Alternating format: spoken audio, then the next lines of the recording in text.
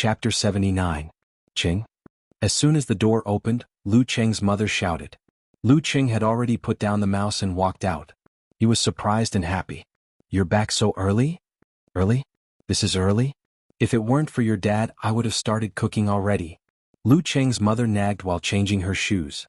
Lu Cheng's father was wearing a pair of gold-rimmed glasses. His hair was stubbornly messy, and his face was shaved white. He smiled bitterly and said, "Your mom is too impatient. She just woke up and didn't eat breakfast, but she's already in a hurry to come back. What's the use of me telling her this? You don't even know when you're home. You haven't eaten breakfast and it's not time to make lunch yet. Why bother?" "You're right." Lu Cheng's mother stared at him. "I don't need to buy groceries? You don't worry about your son? How old are you, Cheng? He has hands and feet, money and a phone. What's there to worry about?" Lu Cheng's father changed into slippers and slowly stepped into the living room with a thermos cup in his hands. He was wearing a black woolen coat. He was slightly shorter than Lu Cheng, about 1.7 meters. He was thin and his face was weathered. There were not many wrinkles, but his cheeks were slightly sagging. Seeing the old couple bickering as usual, Lu Cheng felt warm in his heart. He smiled and said, "I went out to exercise and had breakfast with Jiang Fei." "Exercise?" Lu Cheng's mother looked at him suspiciously. "Cheng, you used to sleep until noon on holidays. When did you change?" She was wearing a red slim-fit down jacket. She seemed to be going to the wedding banquet because her hair was tied up in a bun. The crow's feet at the corner of her eyes were obvious. She was a little chubby, but she was in good spirits and looked good. "What's wrong with exercise? The body is the capital of the revolution." As an intellectual, Lu Cheng's father always felt obliged to express his opinion. "You talk too much. I'm talking to my son." Lu Cheng's mother stared at him again. Lu Cheng held back his laughter and said, "Didn't I tell you before? I joined the university martial arts club. Now I'm used to waking up early every morning to exercise." "Martial arts club? Don't fight everywhere. What if you get injured?" Lu Cheng's mother nagged. "I'll go buy some groceries and make you a good meal. Look at how thin you are. You must not eat well in school." Lu Cheng said blankly, "No, I put on almost 15 kilograms. Look at your face, which part of you looks fat?" Lu Cheng's mother didn't believe his explanation at all. Lu Cheng used actions instead of words.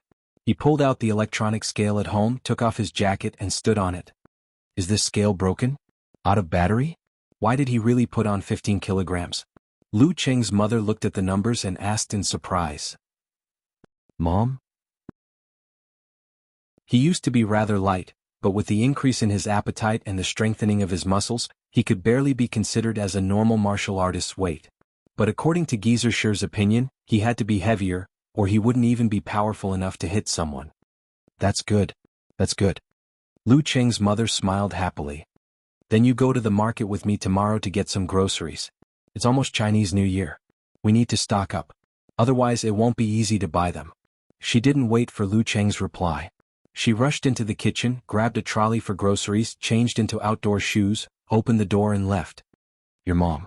She's always in a hurry." Lu Cheng's father unscrewed the lid of the thermos, took a sip of tea and shook his head with a smile. "Not bad." Lu Cheng walked to the sofa next to his father and sat down. "She always talks about your slow temper." Lu Cheng's father put the thermos on the coffee table. He sat down and asked, "How's it going? How's your life in school?" He had heard the answers to these questions from Lu Cheng's mother, but he felt that he didn't care enough if he didn't ask. Lu Cheng laughed and said cheerfully, "I was wondering if you would ask about this cliché topic, Dad. I didn't expect you to ask." Lu Cheng's father was stunned. He suddenly sighed and said, "Cheng, you've become more cheerful after half a year in college." "Dad, I wasn't introverted before." Lu Cheng asked in confusion. Lu Cheng's father smiled and said, "It's not that you were introverted before. It's just that you're more cheerful now. In the past you used to answer every question. Now you even answer first," he said humorously with a line from a skit. Lu Cheng was amused and answered subconsciously, "Maybe it's because there's less pressure in college and my roommates are easy to get along with. That's why I've become more cheerful." To be precise, he had become more talkative. This was all thanks to Kai Xiaoming. Practicing martial arts to improve his qi, chasing Yen Zhika to improve his speaking skills, and bickering with Xiaoming to improve his joking ability. These were all indisputable facts. He appeared to be more at ease and could liven up the atmosphere. The ancients often said good teachers and helpful friends. This was probably the effect of helpful friends. which could really benefit a lifetime. Although there was a saying that it was easier to change mountains and rivers than to change one's nature, human nature was a gradual process. Lu Qing was still at the stage of being fine-tuned and would definitely be influenced by his surroundings. It was really a lucky thing to have good friends, good teachers, and good girls. Of course, even if one's nature had been fixed, it was possible to change after experiencing a big change. Well, it's good now. Lu Qing's father nodded with satisfaction. But even if there's no pressure, you still have to study hard. This is your life's capital. The new college student in our factory really doesn't know anything. Don't listen to other people's nonsense. They say that you can relax and have fun after college. You're playing in a ditch. Lu Qing used to be impatient to listen to this kind of teaching, but now he was quite emotional. Yeah, there are 3 people in our small dormitory who are especially fond of studying. Every time I see them, I feel guilty and have to work harder. At this time he found that his father's eyes were fixed on the bottle of Ningxue wine, so he explained, Wang Su brought it. It's original proof wine. He drank 2 glasses by himself. Old Wang's son? Lu Qing's father thought for a while and said, don't have too much contact with him in the future. Alas, old Wang has suffered a lot all his life. Now that he's old, he still has to suffer from his son's sufferings. Dad, I understand. It's best to avoid this kind of gangster. After chatting with Yan Zhika, Lu Qing could calmly make a decision. It's good that you understand. Don't be fooled by the fact that I've been in contact with a few famous bosses in Xioshan because of the factory. They all seem to be amiable and have a sense of propriety in their words and actions. However, those who work in the underworld have no underlings who dare to fight or kill. Who would be amiable with them? Which boss gets to the top by being amiable? Isn't it all because of fighting and hard work? In the beginning, when you didn't have money, how could you control the people below you if you weren't ruthless enough? Lu Qing's father was very emotional and couldn't help nagging. At that time, he watched the young workers in the factory become street gangsters one by one. Many of them even got addicted to drugs, which made the security of the community very bad for a period of time. Lu Qing nodded and said, anyway, I don't like to come into contact with such dark things. Isn't it good to live a sunny life? After a few years, old Wang's son will be old. I hope he can restrain himself. Lu Qing's father sighed. Old men can't be compared with young men in their teens. They are daring and reckless. If they don't get a good position, they will gradually fade away. Of course, the premise is that they don't get involved in serious crimes and live until then. Lu Qing was about to say something when Lu Qing's father added, do you still remember old Han's son? Yes, what happened to him? Lu Qing asked curiously. Old Han's son was a legend in the community. He was the senior of Wang Su and the others. He was talented and had high martial arts. It was said that he was close to the professional level. Leading a group of young workers in the factory, he fought hard and made a name for himself in the Xioshan underworld circle.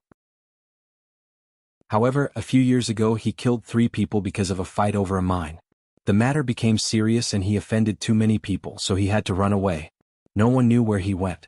Lu Qing's father sighed and said, he hid for a few years and thought that the trouble had passed. In November he came back secretly. However, he was blocked on the national highway. In the words of the police, he put up a desperate struggle and was killed on the spot. Killed on the spot. Lu Qing took a deep breath. When Kai Zoming talked about the kidnapping case and mentioned that the gangsters were killed by random gunshots, he didn't feel much.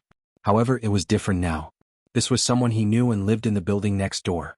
How could he be killed on the spot? Phew, I hope Wang Su doesn't end up like this. He could only wish. Lu Qing's father didn't continue this depressing topic. He turned on the TV and talked about Lu Qing's life in school. When Lu Qing's mother came back from grocery shopping, he took a sip of strong tea and went to the kitchen to help wash the vegetables and cut the meat. Not long after, Lu Qing smelled a strange smell that seemed to penetrate into his bones.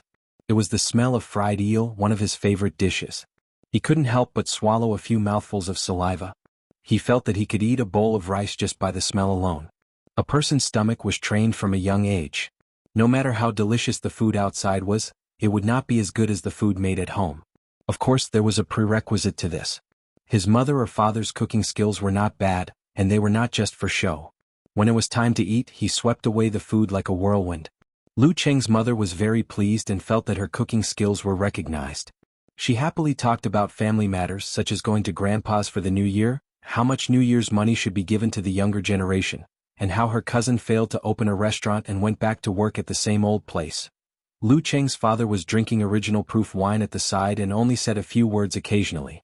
The warm atmosphere was reverberating. Lu Cheng ate with great satisfaction from his stomach to his soul. The matter of his martial arts competition could be mentioned when he gave the gift. In the afternoon he chatted with his mother for a while. Then he asked Cheng Chili to go out to buy gifts. Cheng, I want to confess my love to Monitor at this party. In the bar, Cheng Chili threw a bombshell at Lu Cheng the moment they met. Lu Cheng almost couldn't recover from the shock. When did you fall in love with Chiu Hailin? You didn't mention it before? Lu Cheng asked in surprise. Chapter 80. Didn't I share a semester with her when I was in my senior year of high school? Cheng Chili's voice became lower and lower as he spoke. His short hair was parted to the side and he wore thick black-rimmed glasses. There were a few pimples on his forehead, and there was a sore at the corner of his mouth due to excessive heat. He looked like an introverted person who wouldn't say a word even if you beat him with a stick. However, after getting along with him for a long time, he was not as stuffy as he looked. He could talk incessantly when talking about topics that interested him. Lu Cheng recovered from the shock and gossiped, I was wondering why you always talked to Monitor. It turns out that you had a crush on her. Ah, what's her attitude? Or to what extent are you two? Chiu Hailin left a deep impression on him. She was quite organized and dignified, but her hairstyle and glasses were quite old-fashioned. In the words of Tao Xiaofei, who sat in front of him, look through the appearance to see the essence. Monitor's facial features and skin were fine, but her hairstyle and middle-aged teacher glasses ruined everything. If one didn't look carefully, he would think that she was the head teacher. Thinking of her hairstyle, Lu Cheng couldn't help but want to complain again. He was not familiar with Chiu Hailin, but every time they talked or met, he couldn't help but look at her forehead. Her forehead was big and she didn't know how to cover it with her hairstyle, so it was exposed so frankly, which always made people have the impulse to flick it. Cheng Chili thought carefully and said, It means that there will be no awkward silence when we talk. There is always something to talk about. Lu Cheng was stunned and blurted out, You want to confess your love in this way? Why not? Cheng Chili was confused. Lu Cheng seemed to see his ignorant and immature self a few months ago. He said earnestly, Monitor is studying in the capital and you are in the provincial capital. How do you keep in touch? QQ. Cheng Chili answered naturally. Then how often do you talk? How long do you talk each time? Lu Cheng asked patiently. Cheng Chili thought for a while and said, Once every 2 or 3 days. If we have a lot of topics, we can talk for 1 or 2 hours. The correct answer should be to chat with him every day, every time for a whole day. Lu Cheng couldn't help but cover his forehead and ask, Did the Monitor show any signs of closeness to you or ambiguity? Well, Cheng Chili was lost in thought. After a long time he said, But it doesn't prevent me from confessing. I confess because I like her, not because she likes me. Lu Cheng sighed as he recalled the words of Kai Xiaoming, the Casanova, and said, Old Cheng, this isn't how confessions work. He reorganized what Xiaoming had taught him and explained it in a language that was suitable for Cheng Chili's understanding. Cheng Chili was gradually stunned as if he had opened the door to a new world. After he finished, Cheng Chili paused for a while and then said with admiration, Cheng, if it weren't for you, I would have screwed this up. It turns out that you can't directly confess to a girl when you're pursuing her. Now where did you get that experience from? I don't think you were in a relationship in high school. Could it be that you were enlightened after college? He almost stretched out his hands to hold Lu Cheng tightly and shake him heavily. Enjoying his gaze, Lu Cheng felt the pleasure of being a good teacher. He laughed and said, I'm pursuing a girl. I asked others for advice and then I have my own experience. No wonder. Cheng Chili said curiously, You didn't mention that you were pursuing a girl before? Lu Cheng gave a hollow laugh and said, I wanted to talk about it after I got her, so as not to embarrass myself. Haha, you can introduce her to us then. Cheng Chili said the same thing as Jiang Fei. When I introduce her to you, I'm sure you'll be scared to death. Lu Cheng chatted with old Cheng and talked about the interesting things about their studies. Many topics couldn't be induced by chatting on the internet. After all, he was only willing to spend so much energy to talk about everything in detail with the girl he loved. He didn't care about rough men like Jiang Fei and Cheng Chili. They talked and laughed until 4 o'clock. Cheng Chili went home to accompany his relatives. Lu Cheng took his mobile phone and went to the local business center under the guidance of Yan Zhika. He found the 2 brick-and-mortar stores and paid directly for 2 sets of women's thermal long johns and a woolen sweater. Yan Zhika only had 1 sentence for this. I'm so pissed off. Don't you know how to ask if there's any activity, whether you can make up the bill and whether you can get a discount? You just bought them directly? I think the price is quite reasonable. Lu Qing answered in a low voice. Yan Zhika sent a dazed emoji in the cold wind and said, "Okay, this is very Qing, very manly. What a spendthrift." Back home, Lu Qing walked through the living room carefully to avoid his mother who was cooking. He hid the gifts in his room and waited for a surprise on New Year's Eve. At this time, Geezer Sure had sent the video and detailed information of the big and small hand wrap to his email. He watched and discussed with Yan Zhika and had a preliminary understanding of the theory. To put it bluntly, the big and small hand wrap was a combination of grappling and counter-grappling. It was very effective in close combat when combined with the listening skill. It was a good choice for street fighting in a situation where other fighting styles could cause serious injuries or even death if one was not careful. In addition, the description of joints in the attached information was also quite interesting. In the blink of an eye, it was the day of the high school reunion. Lu Qing and Jiang Fei finished their training and went home to shower and change clothes. They got in the car and went to the gathering place. "Coach Yin, we're going to see Du Liu today. What do you think I should do to help you bully him as revenge for stealing your darling's seat?" Lu Qing sent a message to Yan Zhika in the car while the scenery passed by. Yan Zhika replied with a proud emoji wearing sunglasses. "Just throw him to the ground. In public, people will think that I have a crush on Song Li." Lu Qing replied with a dumbfounded emoji. "Just kidding," Yan Zhika shrugged and said, "Help me ask him about his relationship with Song Li and see how he answers. I have to help that little girl. Qing, I'll leave this important spy mission to you. Don't let me down." "Haha, I promise to complete the mission. Rest assured," Lu Qing replied with a smile. When they arrived at the gathering place, Fatty Jiang, as the assistant organizer, had already arrived. His current condition could be described as sore waist, back and leg cramps, but he could go up 5 floors in one breath. His weight loss had not yet taken effect, but he seemed to be more energetic. He was talking with the monitor, Qiu Hailin and others. Cheng Qili changed into a new set of clothes and tried to look clean and energetic.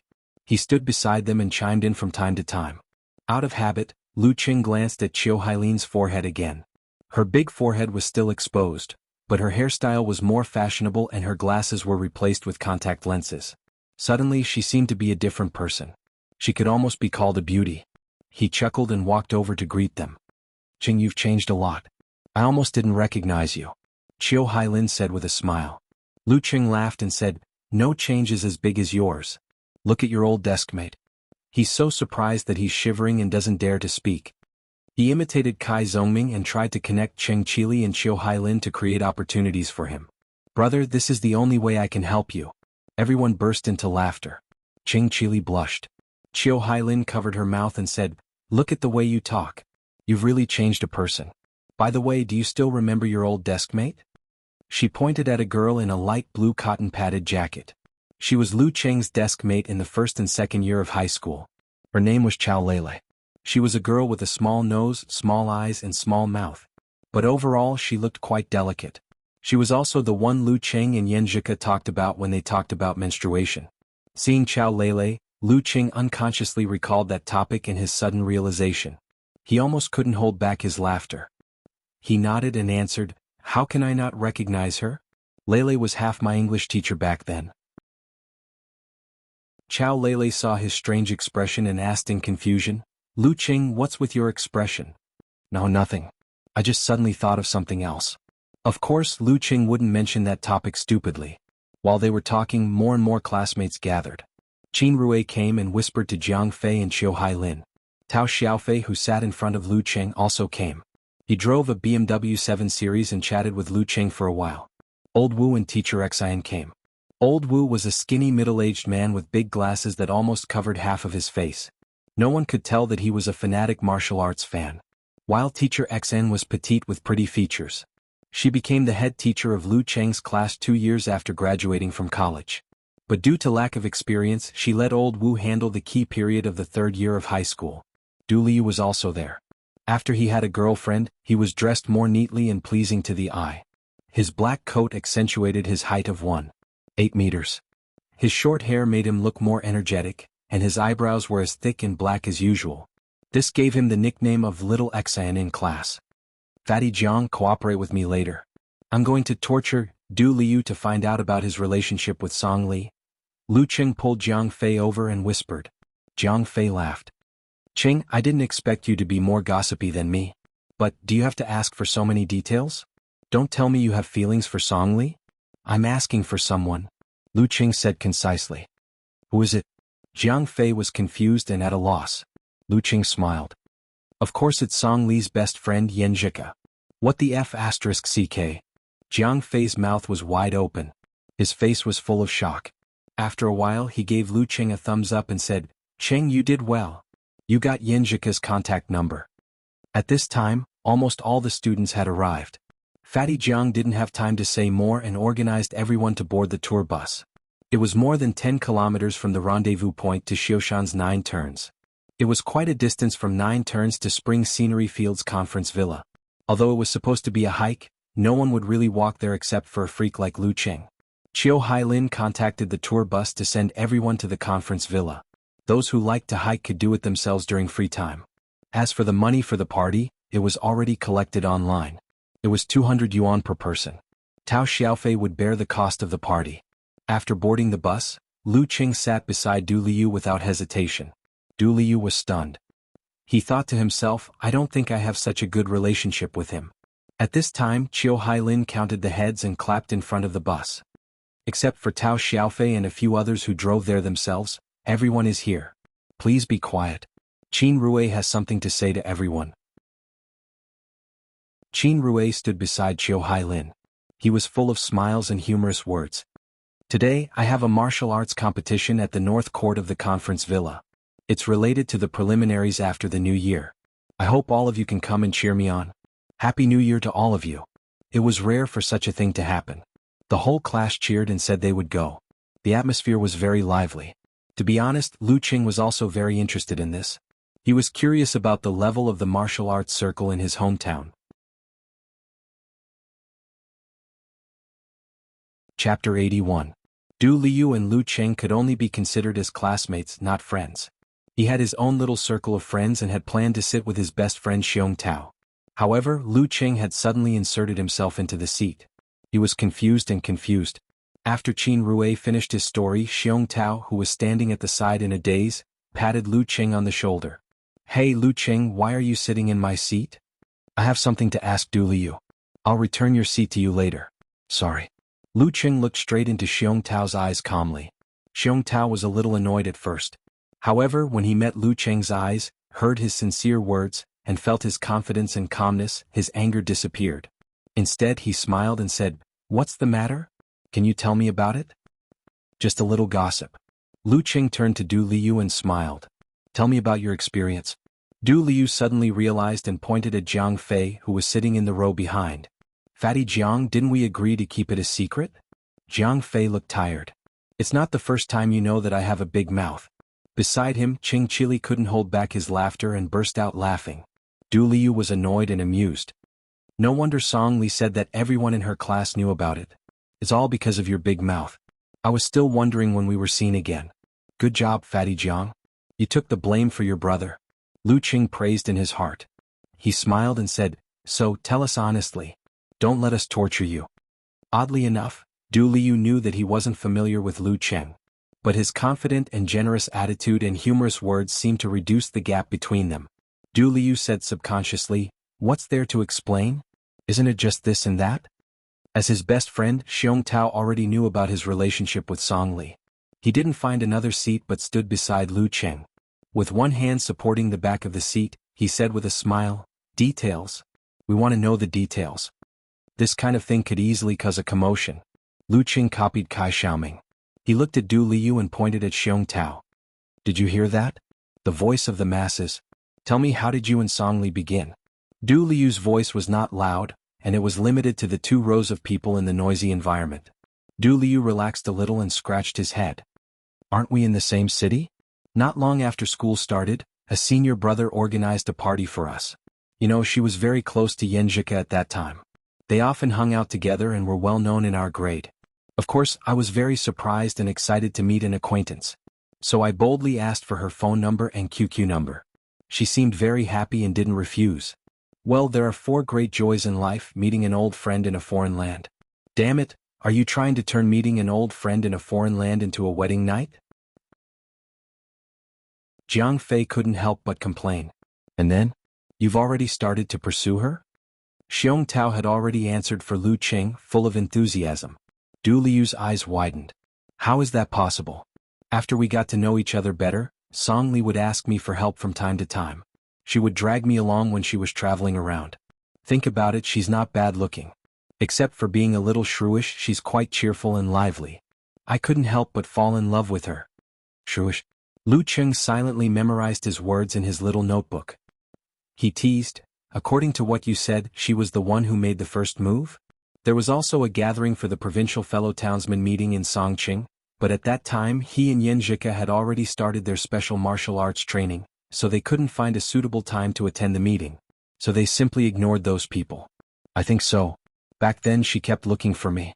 My roommates all said that such a classmate relationship would develop into adultery sooner or later. Du Liu said with a hint of pride. I don't believe it. Why would a girl like Song Li fall in love with you? Xiong Tao said sarcastically. Du Liu said with a smile, I don't know. Maybe she saw that I'm more mature and steady. Wretch? Lu Qing, Jiang Fei, Xiong Tao and Qing Qili beside them were all retching. What are you talking about? Why are you so happy? Qiu Hailin had been chatting with them from the front to the middle.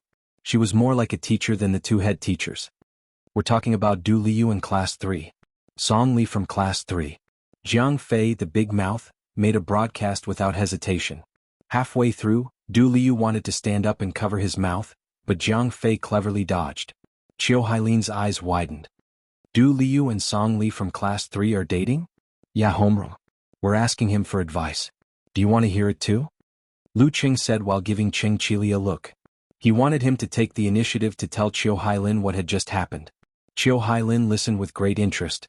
Her gossipy nature was aroused. Well done, Du Liu. You've won glory for our class. I heard that someone from Class 3 Jia something once pursued Song Li. I know. Song Li said that Jia Yu likes to pretend to be a scholar and a scholar. She doesn't like him at all. Du Liu said with a smile. How does it feel to be in a relationship? Lu Qing interrupted, doing his job as a spy and a traitor. Du Liu thought for a while and said, I can't describe it with words. It was wonderful at the beginning. Now it's okay. Although she's a little too nosy, everything else is good. After listening to him, Jiang Fei, the forever single dog, quietly asked, Which base are you guys at now?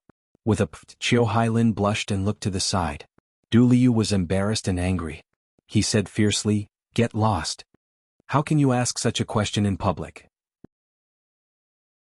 Lu Qing laughed as he remembered the key point. He was a little too nosy. Everyone laughed and laughed. Time flew by. The bus drove to the entrance of Spring Scenery Field Conference Villa. Tao Xiaofei's BMW was already parked nearby. When he got off the bus, Lu Qing bumped into his homeroom teacher, Old Wu. He smiled and greeted him, Long time no see, Mr. Wu. You're getting more energetic. Haha. Old Wu laughed. Lu Qing, you've learned how to talk. In the past you'd say hi Mr. Wu at most. You make it sound like I was in kindergarten and just learned how to talk. Lu Qing said humorously. The other students couldn't help but laugh. Old Wu said cheerfully, Not bad. Looks like you've learned a lot in Songqing University. Yes, Mr. Wu. I've joined Songqing University Martial Arts Club. Lu Qing deliberately bent his elbow to show off his muscles.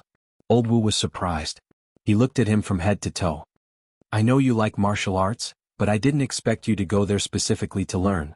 It's good for your body. You can't be like me, skinny and weak. While they were talking, everyone entered the villa. For the time being, no one was going out on their own. They sat around Old Wu and teacher Xian in the tea house and chatted about their high school days. For example, Tao Xiaofei was a mischievous boy who always talked back to teacher Xian, who had just graduated from university 2 years ago. There were also times when Old Wu would sneak in from the back of the class and watch everyone in silence. Old Wu and teacher Xian would also reveal their mental journey back then and truthfully describe their own impressions of themselves. Reminiscing about the past was always heartwarming. As long as it wasn't too bad, it was a different feeling to talk about it. It was like returning to the most youthful years of their lives, and most people didn't have the pressure to study anymore. Only when they couldn't go back did they understand how precious it was. After sitting and chatting for a while, Lu Qing felt that this class reunion was not in vain. After almost an hour, some people asked their friends to go to the free KTV to sing, play table tennis and badminton, and walk around the nearby mountain path to breathe in the fresh air.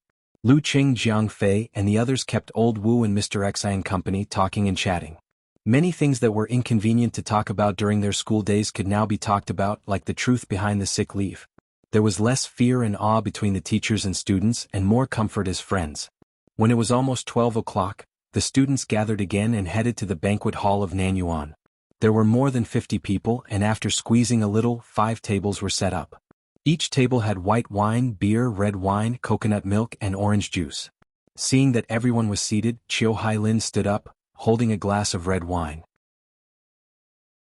Full of energy, she spoke like a speech. Everyone has graduated for a semester. Today we are gathered here for the sake of our youth and friendship that will never fade. Teacher Wu and Teacher Xian have accompanied us for 3 years, taught us for 3 years, and worked hard for us for 3 years. Let us first toast to them. Everyone clinked their glasses against the glass turntable, then stood up and poured wine for themselves. Was a mess.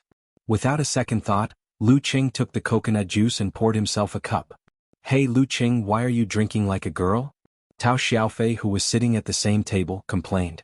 More than 10 people glanced at him, but Lu Qing didn't feel embarrassed. He said calmly, I've quit drinking. At this moment, Qiu Hailin raised her glass. Cheers. As soon as she finished speaking, Tao Xiaofei said, Wait a minute, we have a guy here who is not a girl. Why are you using a drink instead? In a flash, everyone's eyes were fixed on the glass in Lu Qing's hand, which was full of coconut milk. If it was in the past, Lu Qing would have blushed and wanted to find a hole to hide in. He wouldn't be able to bear this feeling and would quickly change the drink in his glass for wine. But at this moment he was calm and didn't think it was a big deal. He looked around, raised his glass and said loudly, Mr. Wu, Mr. Xian, and everyone, I'm now practicing martial arts with Songqing University Martial Arts Club. I've quit drinking, so I'll use a drink instead to toast to you. The foppish guy sitting in front of him was actually a good person. He never deliberately bullied his classmates, but he liked to talk dirty. He was also more self-centered and didn't care about other people's feelings, just like just now. Tao Xiaofei was immediately dissatisfied. We haven't seen each other for half a year. What's wrong with drinking a little? What can this little bit of wine do to you? Can't you break the habit and drink a little for Mr. Wu, Mr. Xian, and us? You're not a good friend. Lu Qing looked straight into his eyes. His smile didn't change, but his tone was firm. Didn't Mr. Wu teach us that an ant's nest can destroy a 1,000-mile dike? Once you break the habit, you can't quit. Tao Xiaofei wanted to say more, but old Wu had already raised his glass and said, Okay, we're all here for a class reunion. Let's have fun. If you want to drink, drink. If you want to drink, drink. If you want to drink, drink. Don't force others. Female students, you have to be more careful. If you don't want to, you have to be careful, he said humorously and finished the light liquor in his glass in one gulp. Cheers to the past 3 years. Cheers. The students also drank the drinks in their cups. Just as Lu Qing sat down, Jiang Fei leaned over and said with admiration, In that atmosphere just now, I thought I wouldn't be able to hold on.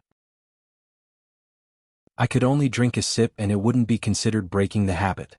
I didn't expect you to be able to hold on. It's also a way to train my willpower. If I can't hold on to this level of pressure, how can I go on the road of martial arts in the future? Lu Qing said casually. At the dinner table, Tao Xiaofei made a face, but he didn't find fault with Lu Qing. He just treated him coldly, not as affectionately as when they first met. After dinner, Qin Rui asked everyone to go to the North Garden to wait for the competition to start. He excitedly told Lu Qing, Jiang Fei, and the others that the person in charge of the Golden Foundation would watch the competition in person. As long as they performed well, they might get more resources in the preliminaries after the new year. Therefore, both sides paid more attention to the competition. At the entrance of the North Garden, Qin Rui and the people from the Gushan Martial Arts School met up. Tao Xiaofei, who had been hanging around bars all year round, was obviously no stranger to this group of martial artists. He went up and talked cheerfully with the leader of the group. The underworld and martial arts schools were inextricably linked. Even if these thugs were unorthodox before, they would still want to learn proper martial arts after they had some money. They would want to improve their strength and gradually climb up the ranks. Since Tao Xiaofei had a relationship with Qin Rui, of course he would call the thugs from the Gushan Martial Arts School brothers. Do you think Tao Xiaofei will ask the people from the Gushan Martial Arts School to beat you up? Jiang Fei looked forward and said with a talent for provoking. If they really fought, he wouldn't worry at all. With Cheng's talent for endurance, even if he couldn't beat them, he could still walk them to death. Lu Qing glanced at him and said, "Is it necessary? It's just a matter of persuading people to drink." Although he said so, he still used the condensation stance to eavesdrop on what Tao Xiaofei was saying from a short distance away. "Brother Feng, don't you think it's funny? A man who became a monk suddenly told me that he wants to quit drinking in order to practice martial arts. You're so powerful, but I don't see you not drinking in private. What's wrong with taking a sip or two? You don't give me any face. A pot of water doesn't make a sound, but half a pot of water does." No. I'm just complaining. We've been classmates for 3 years, so there's no need to fight over such a trivial matter. At most, we won't keep in touch with each other anymore. Lu Qing listened and smiled slightly. Tao Xiaofei's nature was really good, but he was too self-centered. At this moment, his eyes suddenly froze, because a man in his 30s was walking towards him. He had a neat buzz cut, wore a short leather jacket and wore shiny leather shoes. Just by looking at his appearance, he looked like an ordinary person you could find on the streets. But what caught Lu Cheng's attention at first sight was the vigorous qi and blood around him. When the body refining stage reached the limit, the qi and blood were close to the current peak, but they couldn't be integrated and controlled freely. Therefore, the vigorous qi and blood could almost be turned into a kind of fierce feeling. Those who had never met a professional ninth pin fighter might not be aware of this, but after meeting Lin Ke for a long time and fighting with Wang Yi, Yi Yaoding, and Zhou Yuaning, Lu Qing was very sensitive. At first sight, he believed that the man was a professional ninth pin fighter. Even if he was not as strong as Lin Ke, Yi Yaoding, and the others, he was not far behind. Moreover, this man's eyes were unusually sharp and indifferent, giving people a sense of danger. If Lin Ke, Yi Yaoding, and the other professional ninth pin fighters were tigers in the zoo who could hurt people but always lacked a little wildness, then the man in front of them was a wolf wandering in the wilderness. A professional ninth pin fighter. Is he the chief general invited by the foundation? But this thing hasn't started yet, right? Lu Qing was a little confused, seeing that the man was getting closer and closer to his team. When they were about to pass by each other, the man in the short leather jacket suddenly staggered and bumped into the leading young man beside Tao Xiaofei. The leading young man was tall and strong with thick eyebrows and big eyes. He was very energetic. He frowned and blurted out, "How do you walk?" The man in the short leather jacket stared back at him, "Don't you have eyes?" As soon as his voice fell, his momentum suddenly burst and turned into a hungry hunting wolf, as if he had been waiting for a long time. Lu Qing suddenly realized that he was here to pick a fight. To pick a fight against Gushin Martial Arts School. Chapter 82. Even though there was a distance between them, Lu Qing, who was naturally in the condensation stance state, could feel the terrifying aura of the man in the short leather jacket. The surroundings seemed to have become empty all of a sudden. The cold moon hung high in the sky, the cold wind and the bitter rain.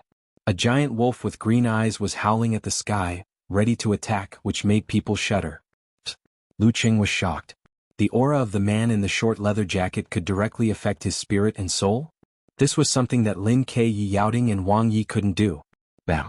As soon as the voice of the man in the short leather jacket fell, he pulled his right arm back like a drawn bow and shot out a punch.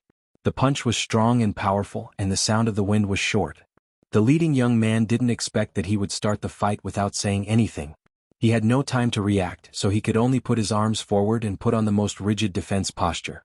With a muffled sound, his body swayed and blocked the blow.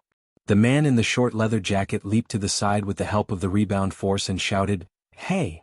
You have more people, so I won't argue with you." As he spoke, he quickly left. The group of Gushin Martial Arts School disciples were at a loss as they stood rooted to the ground. They had yet to figure out what had happened. It wasn't too rare to have a dispute with someone on the side of the road over a trivial matter. But it was too strange to have such a strong start and weak finish. Wasn't it too strange for it to come to an abrupt end? The man who provoked them just tried and left in a hurry. They didn't understand what he was thinking. If he was afraid of the number of people here, why did he force himself to fight? Was it because he couldn't hit them, so he ran away immediately? Lu Qing was also confused. Did the provocation against Gushin Martial Arts School just go away like this? The other side had invited a mighty one of the professional ninth pin. Was it necessary to play house like a child? "Senior brother Dai, are you okay?" Qin Rui came back to his senses and asked his 8th senior brother, Dai Linfeng. Dai Linfeng was the strongest disciple of his generation in the martial arts club. He was already of amateur first pin at the age of 20. Even among the martial uncles he was only weaker than his master. Dai Lin Feng moved his arms and said with confusion, "I'm okay. Maybe it was just a moment of impulse. Let's go in quickly. Don't let our master and Chairman Wei wait for too long." The man just now was not weaker than him. Why did they have such an inexplicable conflict? Fortunately he was fine. If he couldn't figure it out he wouldn't think about it for the time being. The disciples of Gushin Martial Arts School and Lu Cheng's classmates were even more confused. They turned their heads and put this episode behind them, stepping into the Beiyuan gymnasium. Something strange. Lu Cheng frowned slightly and muttered under his breath. Beside him Jiang Fei's ears were quite sharp. He heard his words and asked in surprise, "What's strange? Wasn't it just a small friction that didn't turn into a big conflict? We do have the advantage in numbers." Lu Cheng looked around and saw that no one was paying attention to his conversation with Jiang Fei. Then he lowered his voice and said, "That guy just now was of professional ninth pin. If he really attacked, how could Senior Dai, whose reaction was obviously slower, not get hurt?" Professional ninth pin? Jiang Fei almost could not control his voice. Then why did he run away after just one move? That's why I said it's weird. Lu Cheng pursed his lips. Jiang Fei looked at him doubtfully. "Are you sure you didn't see wrongly? He only threw out one punch. How could he prove that he was of professional ninth pin? Look at that senior brother Dai, he doesn't even care about it." "I'm sure." Lu Cheng answered firmly. The feeling of the vigorous qi and blood and the horrifying momentum couldn't be faked. "Forget it. Anyway, nothing serious happened." Jiang Fei was stunned. Since he couldn't find a good explanation, he simply chose to forget it. The martial arts stadium of the conference villa was not big. The ring was of the standard type. The surrounding seats were only 2 or 3 steps away from it. The height was only 5 rows, but it could accommodate hundreds of spectators.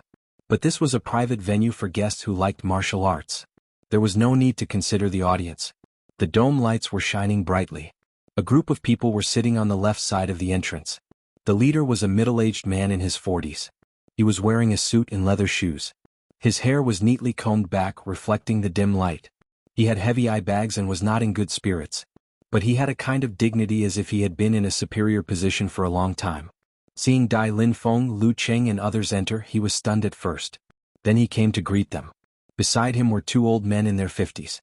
One had sharp eyes, but his face was full of wrinkles. The other had cloudy eyes, but he took good care of himself. There was no white hair or wrinkles. Both of them still had vigorous qi and blood. At least they could still turn into substantial qi. In other words, they still had some of the physical qualities of professional ninth pin. Chairman Master. Dai Lin Feng and other disciples of Gushin Martial Arts School hurriedly saluted. Chairman of the Foundation Wei Renjie smiled and said, "Dai Lin Feng, you are in good spirits.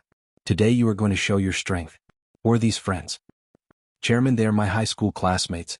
Today is a gathering. They are here to cheer for me." Qin Rue had been waiting for this opportunity to get familiar with them. "High school? Which high school are you from?" Wei Renjie greeted them with an amiable attitude.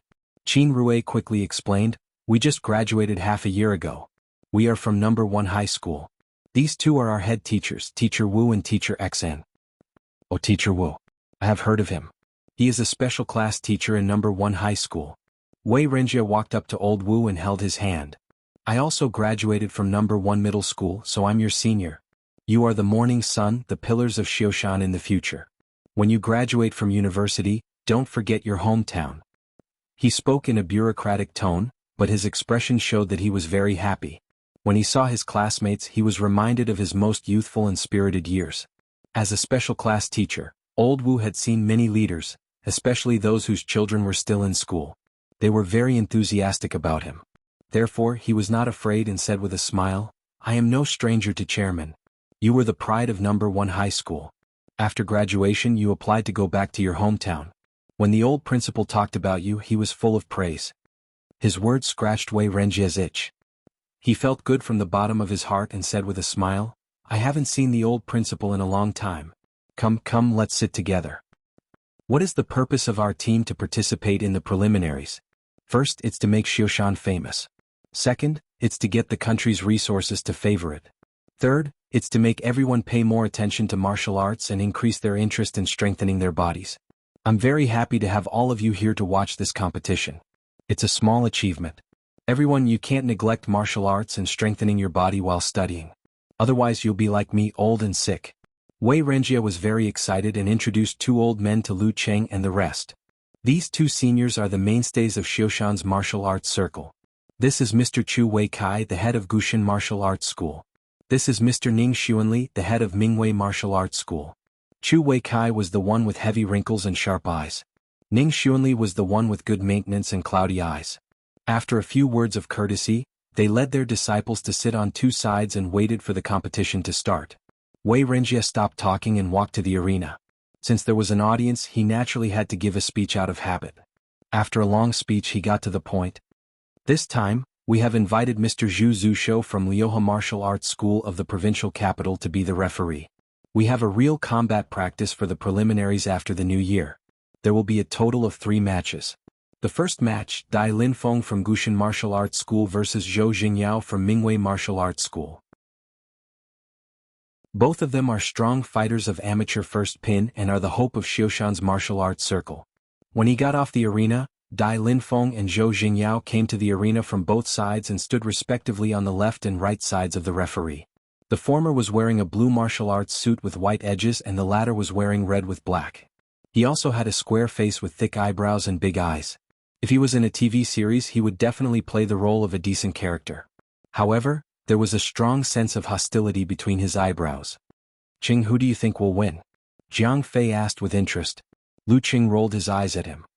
"How can I tell when the fight hasn't started? Don't experts have some kind of momentum and temperament?" Jiang Fei asked curiously. Lu Qing said grumpily, "There are indeed experts, but you can't judge the winner by that. Moreover, they can't be called real experts. They are not even professional level." His voice gradually lowered because he sensed that both sides were looking at him. The relatives and friends of both sides were here. Oh. Jiang Fei understood and focused on the match. After 3 minutes of conversation, the referee announced the start of the match. Both sides were in a mess. The sound of punches and kicks could be heard clearly. It was very lively. "Ching, I think it's interesting, but I can't see the knack for it. Can you tell me more about it?" Jiang Fei turned his head and said.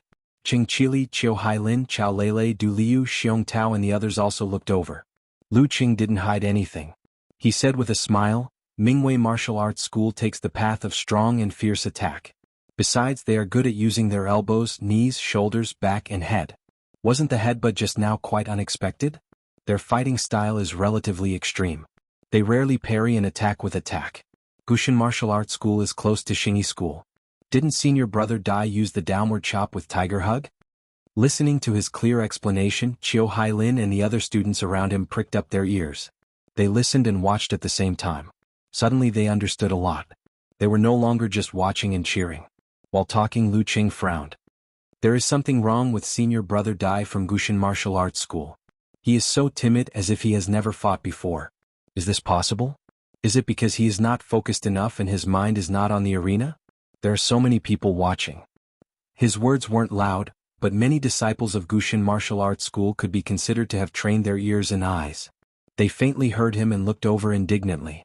However, schoolmaster Chu Weikai was startled and then frowned. Suddenly, Lu Cheng's mind flashed and remembered the momentum of the professional 9th pin just now. Even though he was a distance away, he felt as if he was facing a vicious wolf in the wilderness. How would senior martial brother Dai, who was charging straight ahead, feel? Could it be that the person who provoked him just now affected his mind and left him with fear so he couldn't concentrate for a while? Lu Qing said to himself.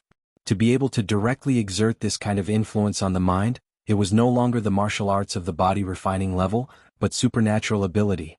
The provocation just now was to create an opportunity for senior brother Dai to be affected mentally, so that he couldn't use his strength and failed miserably in front of the foundation's chairman. And this method couldn't be found out after the fact, so there was no way to explain it. No wonder the whole thing was so anticlimactic and confusing. Just as he finished speaking, he suddenly felt a few pairs of eyes looking at him. He looked over and saw that Gushan Martial Arts School's Chu Weikai was shocked. He retracted his gaze and grabbed the disciple beside him to ask in a low voice. The other pairs of eyes were from Mingwei Martial Arts School. Schoolmaster Ning Xuanli slowly turned his head and his eyes were half closed again. At this moment, Dai Linfeng's movements were slightly sluggish, and Zhou Jingyao seized the opportunity to hit him with a whip kick. He lost his center of gravity, broke his stance and retreated quickly. Then he was attacked and directly fell out of the arena. Zhou Jingyao wins. The referee announced the result. Qiu Hailin, Chao Lele and the rest turned their heads and looked at Lu Cheng. They were quite surprised by his prediction just now. Cheng, you didn't learn anything else after joining the martial arts club, but your judgment and commentary skills have improved a lot. Qiu Hailin joked. Chao Lele also joined in and joked. Even if you didn't learn any martial arts, you can still make a living with this. Before Lu Cheng could say anything, Jiang Fei beside him said loudly, Cheng not only has a good judgment and commentary skills, but his martial arts are also very good. I feel that he is no worse than the one on the arena just now. In a flash, everyone looked over. Some were surprised and some were amused, which made Lu Cheng blush slightly. Jiang Fei also lost his momentum and said with a dry laugh, It's just a feeling. It's just a feeling. Seeing Lu Cheng looking at him with hidden bitterness, Jiang Fei hurriedly said in a low voice, You didn't say that I can't talk about your martial arts.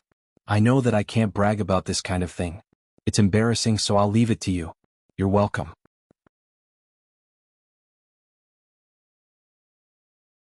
Chapter 83. Lu Cheng was stunned. He carefully recalled what he told Fatty Jiang and realized that he didn't mention that he couldn't say that his martial arts had improved by leaps and bounds. He only asked him to forget that he had dealt with the thugs of the underworld in a few moves. Because of Fatty Jiang's surrender, there was a burst of good-natured laughter around, as if they had finally found something fun other than martial arts. Forget it, I don't intend to hide the fact that my martial arts level is close to the professional level. If I enter the finals of the National University Martial Arts Competition in the future, there will be satellite TV broadcasting, so I can't hide it even if I want to. It's just that I don't have to take the initiative to mention it in front of my high school classmates.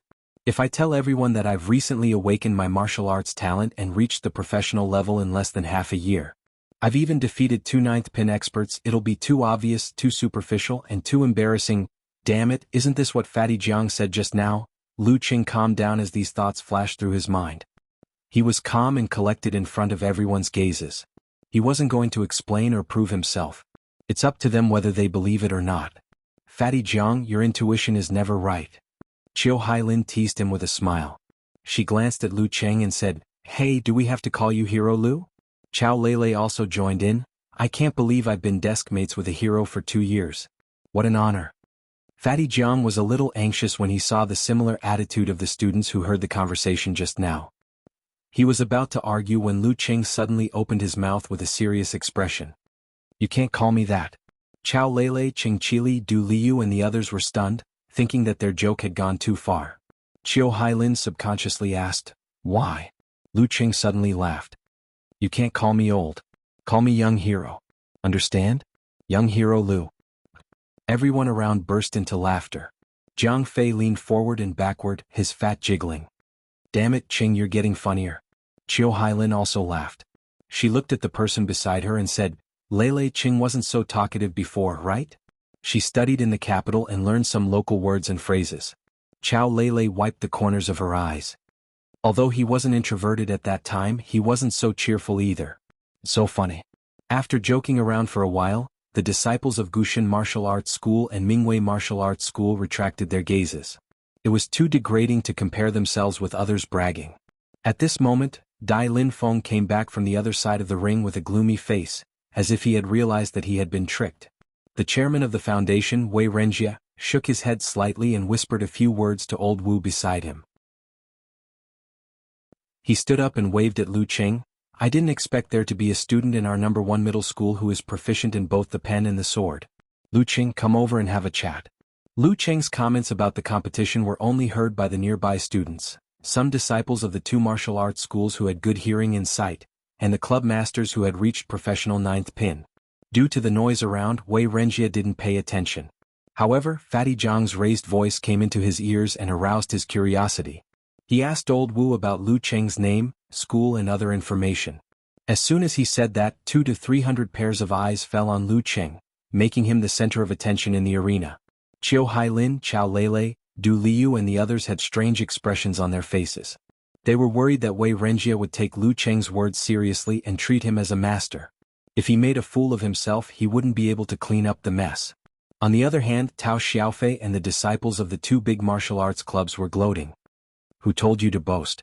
Yao Kong, a disciple of Mingwei martial arts school who rarely looked away from his phone, also found it funny. He mentioned it to someone on QQ as an interesting thing.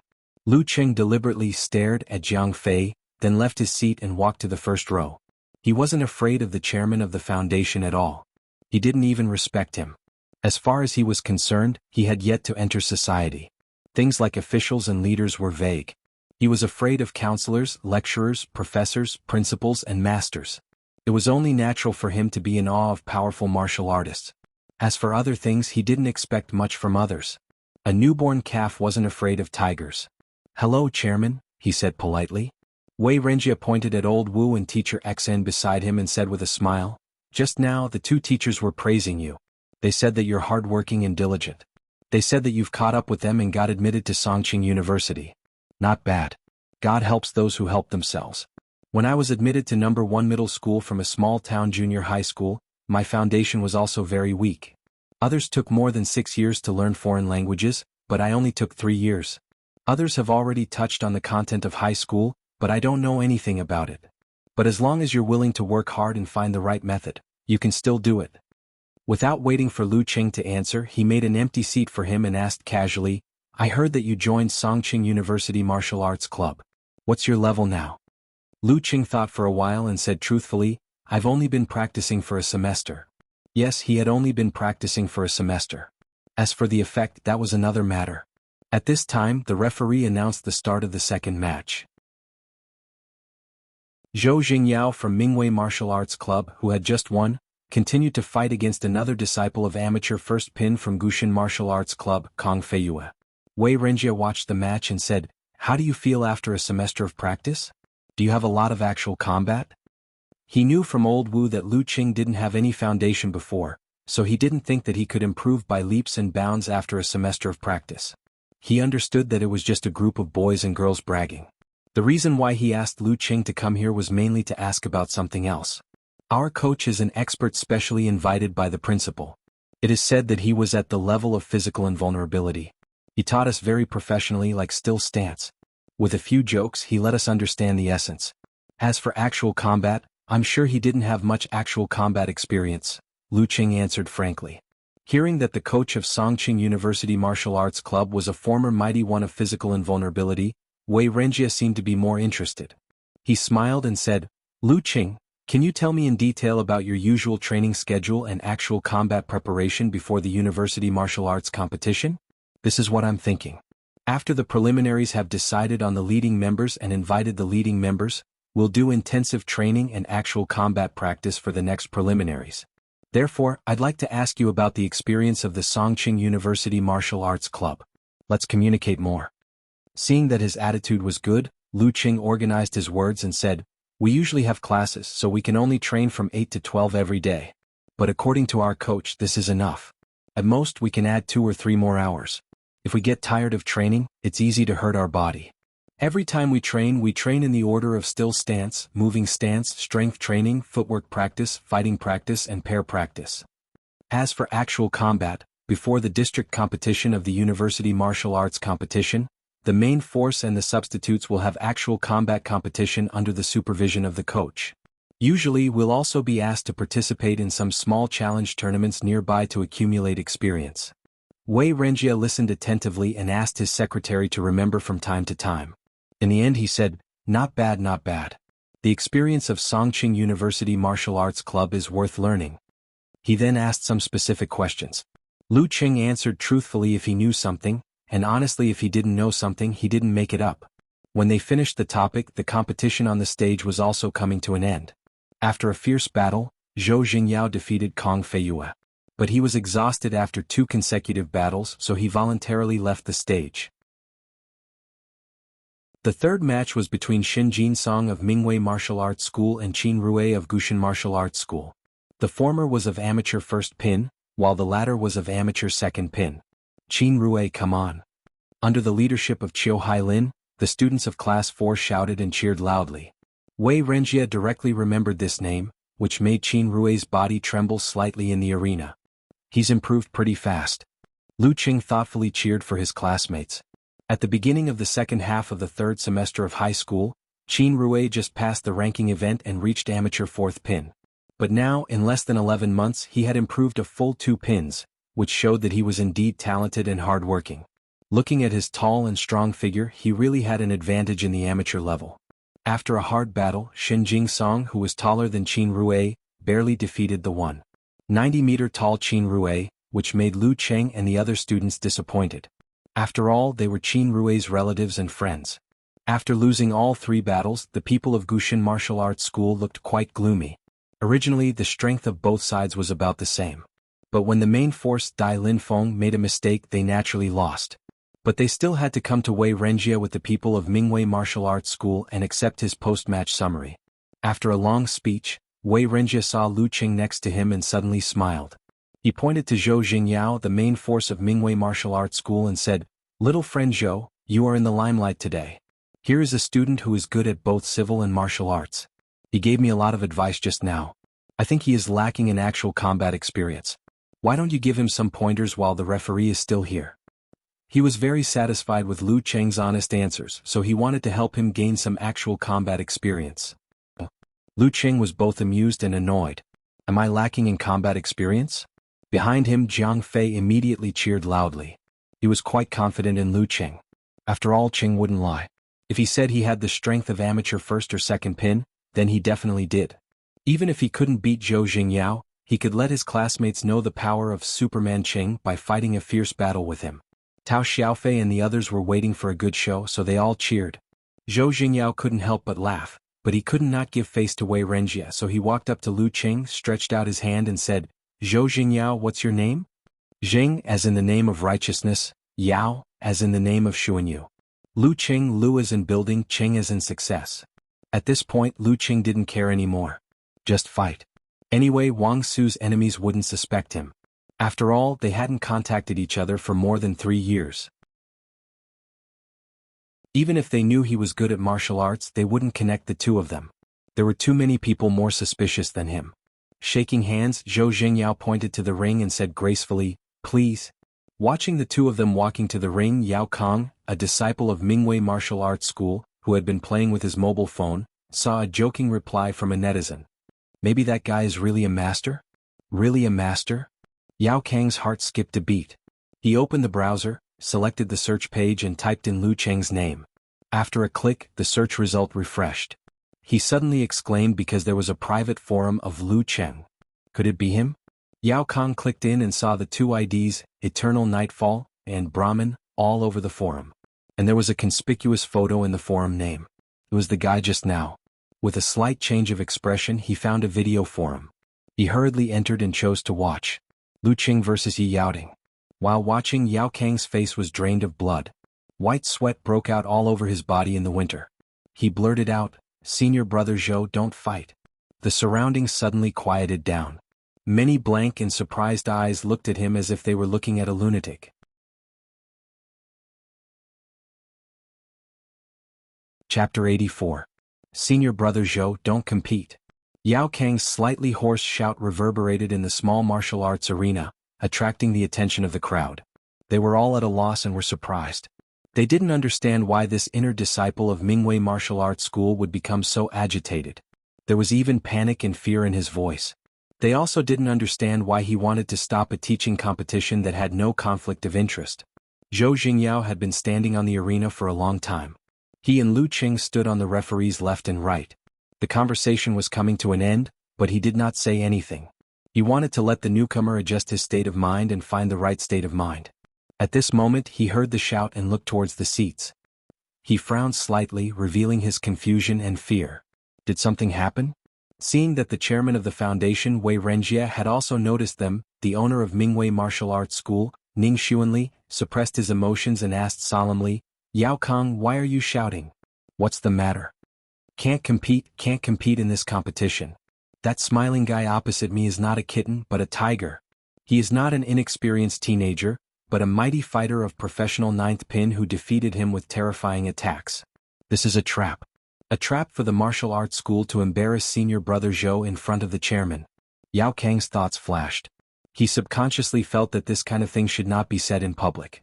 For example, if the chairman was really interested in Lu Cheng's martial arts level, He would still promote the competition, but the roles of both sides would be reversed.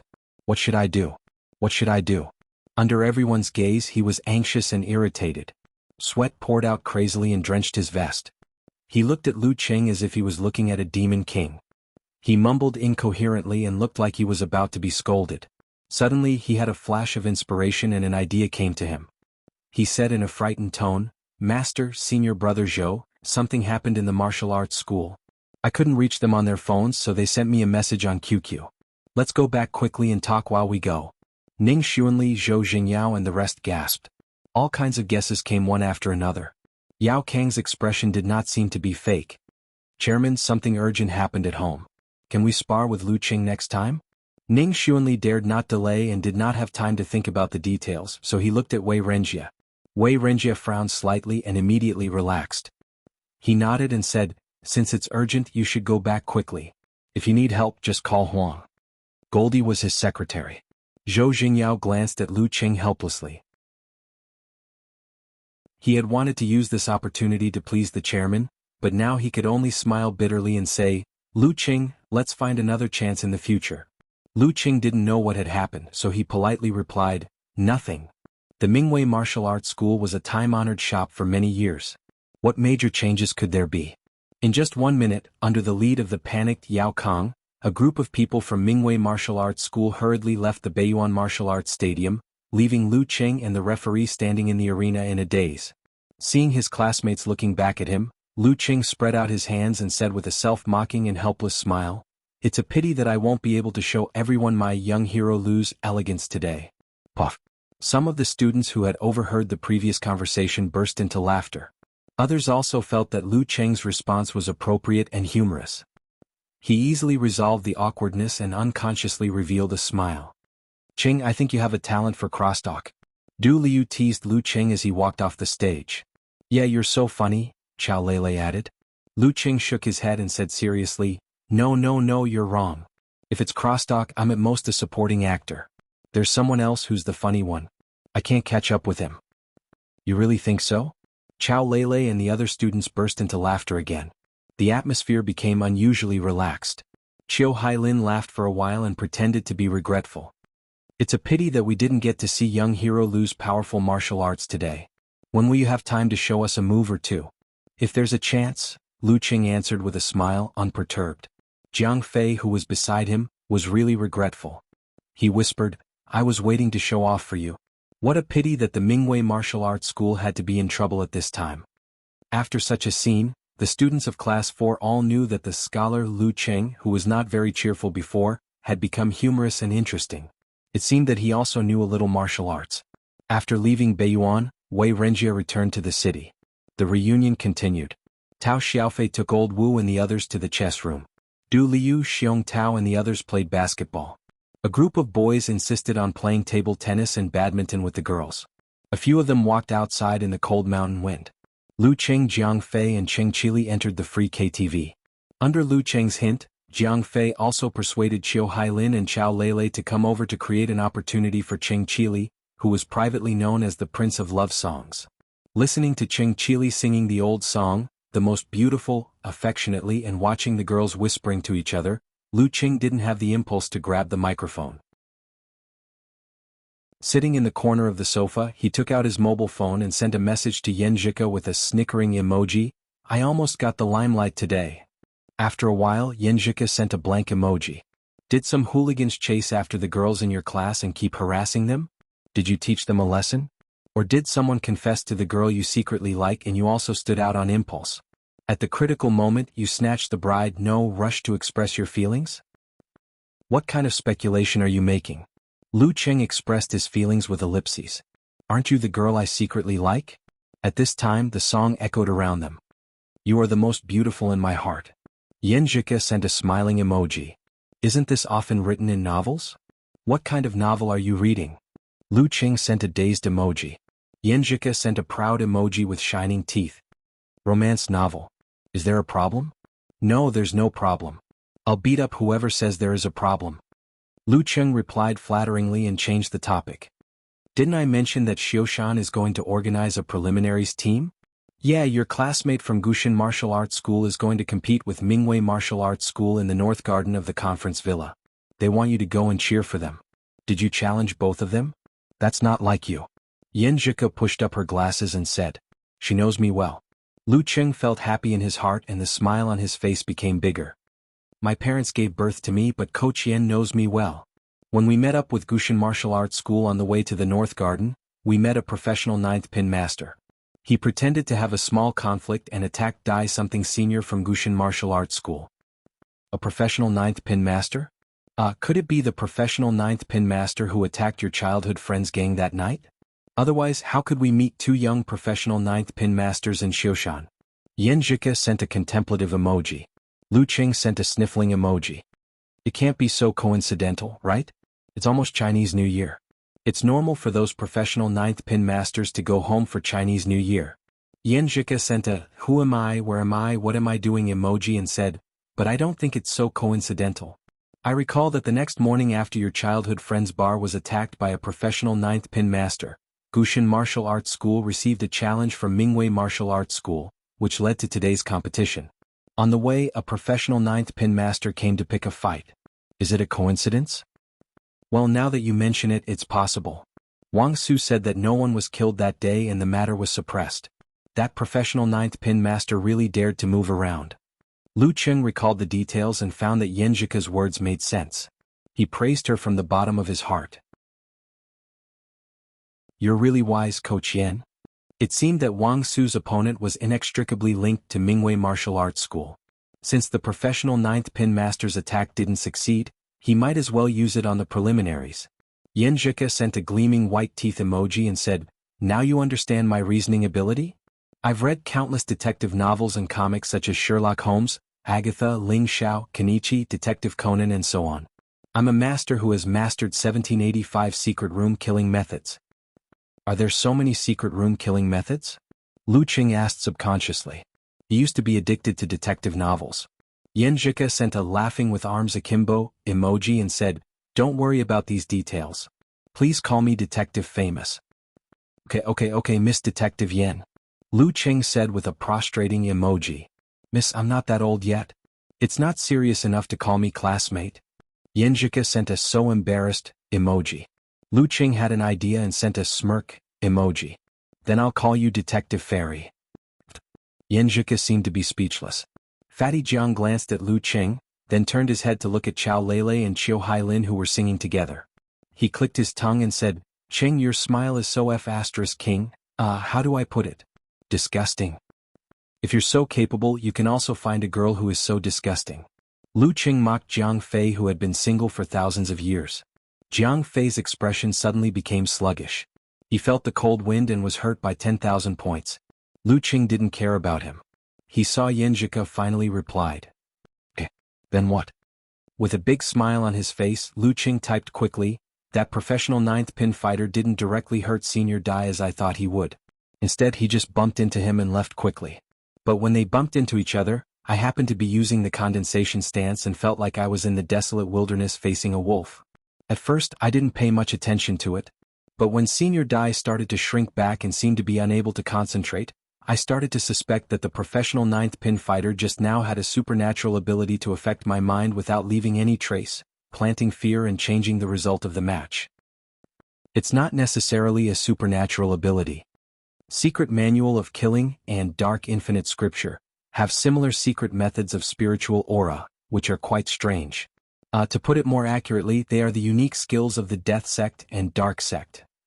Yen Zhika said with an, I'm very serious emoji. It was the first time Lu Qing heard about this. He was surprised and impressed. Coach Yen, you know so much. Yen Zhika said with a snickering emoji, I used to be in poor health and had no hope in martial arts, so I was quite passive in this aspect. Hobbies are just hobbies.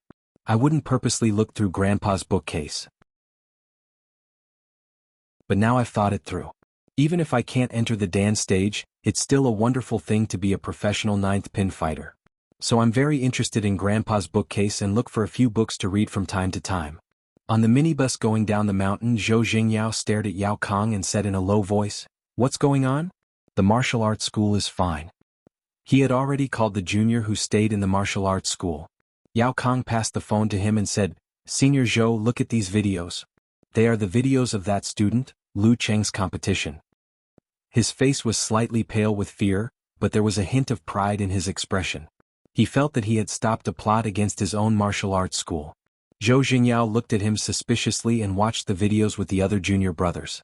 The schoolmaster, Ning Xuanli, sat at the side and waited for the report after seeing that the martial arts school was fine. While watching the videos, Zhou Jingyao suddenly raised his head and looked at Yao Kang in horror. He blurted out, "Is this really that Lu Cheng?" Not to mention Lu Cheng, even the girl of professional ninth pin who was competing with him was powerful enough to beat the crap out of him. How powerful was Lu Cheng, who defeated his opponent with violent attacks? If they were to have a teaching competition, the result would be unimaginable. Yao Kang recalled what he had seen and still trembled a little. "I've checked the information, it's him. This is a trap for us." Ning Xuanli was getting more and more confused. He said hurriedly, "Give me the phone."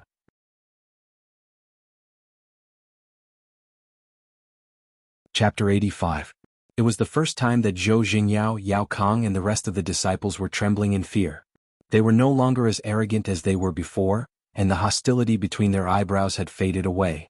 They looked at their master, Ning Xuanli, and waited for him to make a decision. Ning Xuanli first watched the video of Lu Cheng's fight with Yi Yaoting. At the beginning he was not surprised at all. But when Lu Cheng suddenly went berserk, like the collapse of thousands of years of snow, and the power of his attacks made people's scalp numb. Only then did Ning Xuanli's eyes suddenly sharpen and unconsciously let out a sound of "eh." This kind of outburst. Did he use a unique skill that overdrew his potential, or did he awaken something? He muttered to himself. Without saying more, he quickly exited the video and watched the highlights of Lu Cheng's fights with Zhou Yuaning, Wang Yi, Wu Shitong and Jin Tao. As he read on, Ning Xuanli gasped in astonishment. Mercurial balance, he actually mastered mercurial balance. Has he achieved great success in meditation? Listening skill. This kind of listening skill is also not to be underestimated. To be able to fight so many 24 snow strikes consecutively, his physical strength is simply a monster. Every word he said was like a drum that heavily hammered on the hearts of Zhou Jingyao and the other disciples, making their faces paler and more dignified. The screen of the phone dimmed and naturally locked. Ning Xuanli did not say anything for a long time. When the bus was about to enter the SE area, he looked at Yao Kang and passed the phone to him. "Not bad, you did well this time, your reaction was quite fast." After praising Yao Kang, he sighed with emotion to all the disciples. "I didn't expect Gushin Martial Arts School to be so cunning. Fortunately, little Yao is smart and found out in advance, or else all our previous efforts would have been in vain." What was the purpose of letting a professional ninth pin with a special unique skill interfere with the opponent's leader? Wasn't it to suppress Gushin Martial Arts School in front of Chairman Wei Renjie and leave a deep impression on him so that they could get more resources for the preliminaries after the new year? This was not only reflected in the money, but also in the status of Xiushan Martial Arts Circle. The benefits were not small. And with this condition, there was a high chance for Gushin Martial Arts School to go further than other martial arts schools in the preliminaries. That was to get the right to lead the next preliminaries, rely on the government to seize resources and become the uncrowned Wulin League leader of Xiushan. If Zhou Jingyao was defeated by Lu Cheng in the blink of an eye, what would the chairman Wei Renjie think?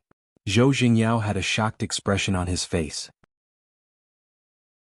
He patted Yao Kang's shoulder and said, "Normally I thought that it was not good for Yao Kang to be so addicted to the internet, but now I realize that there is a good side to everything."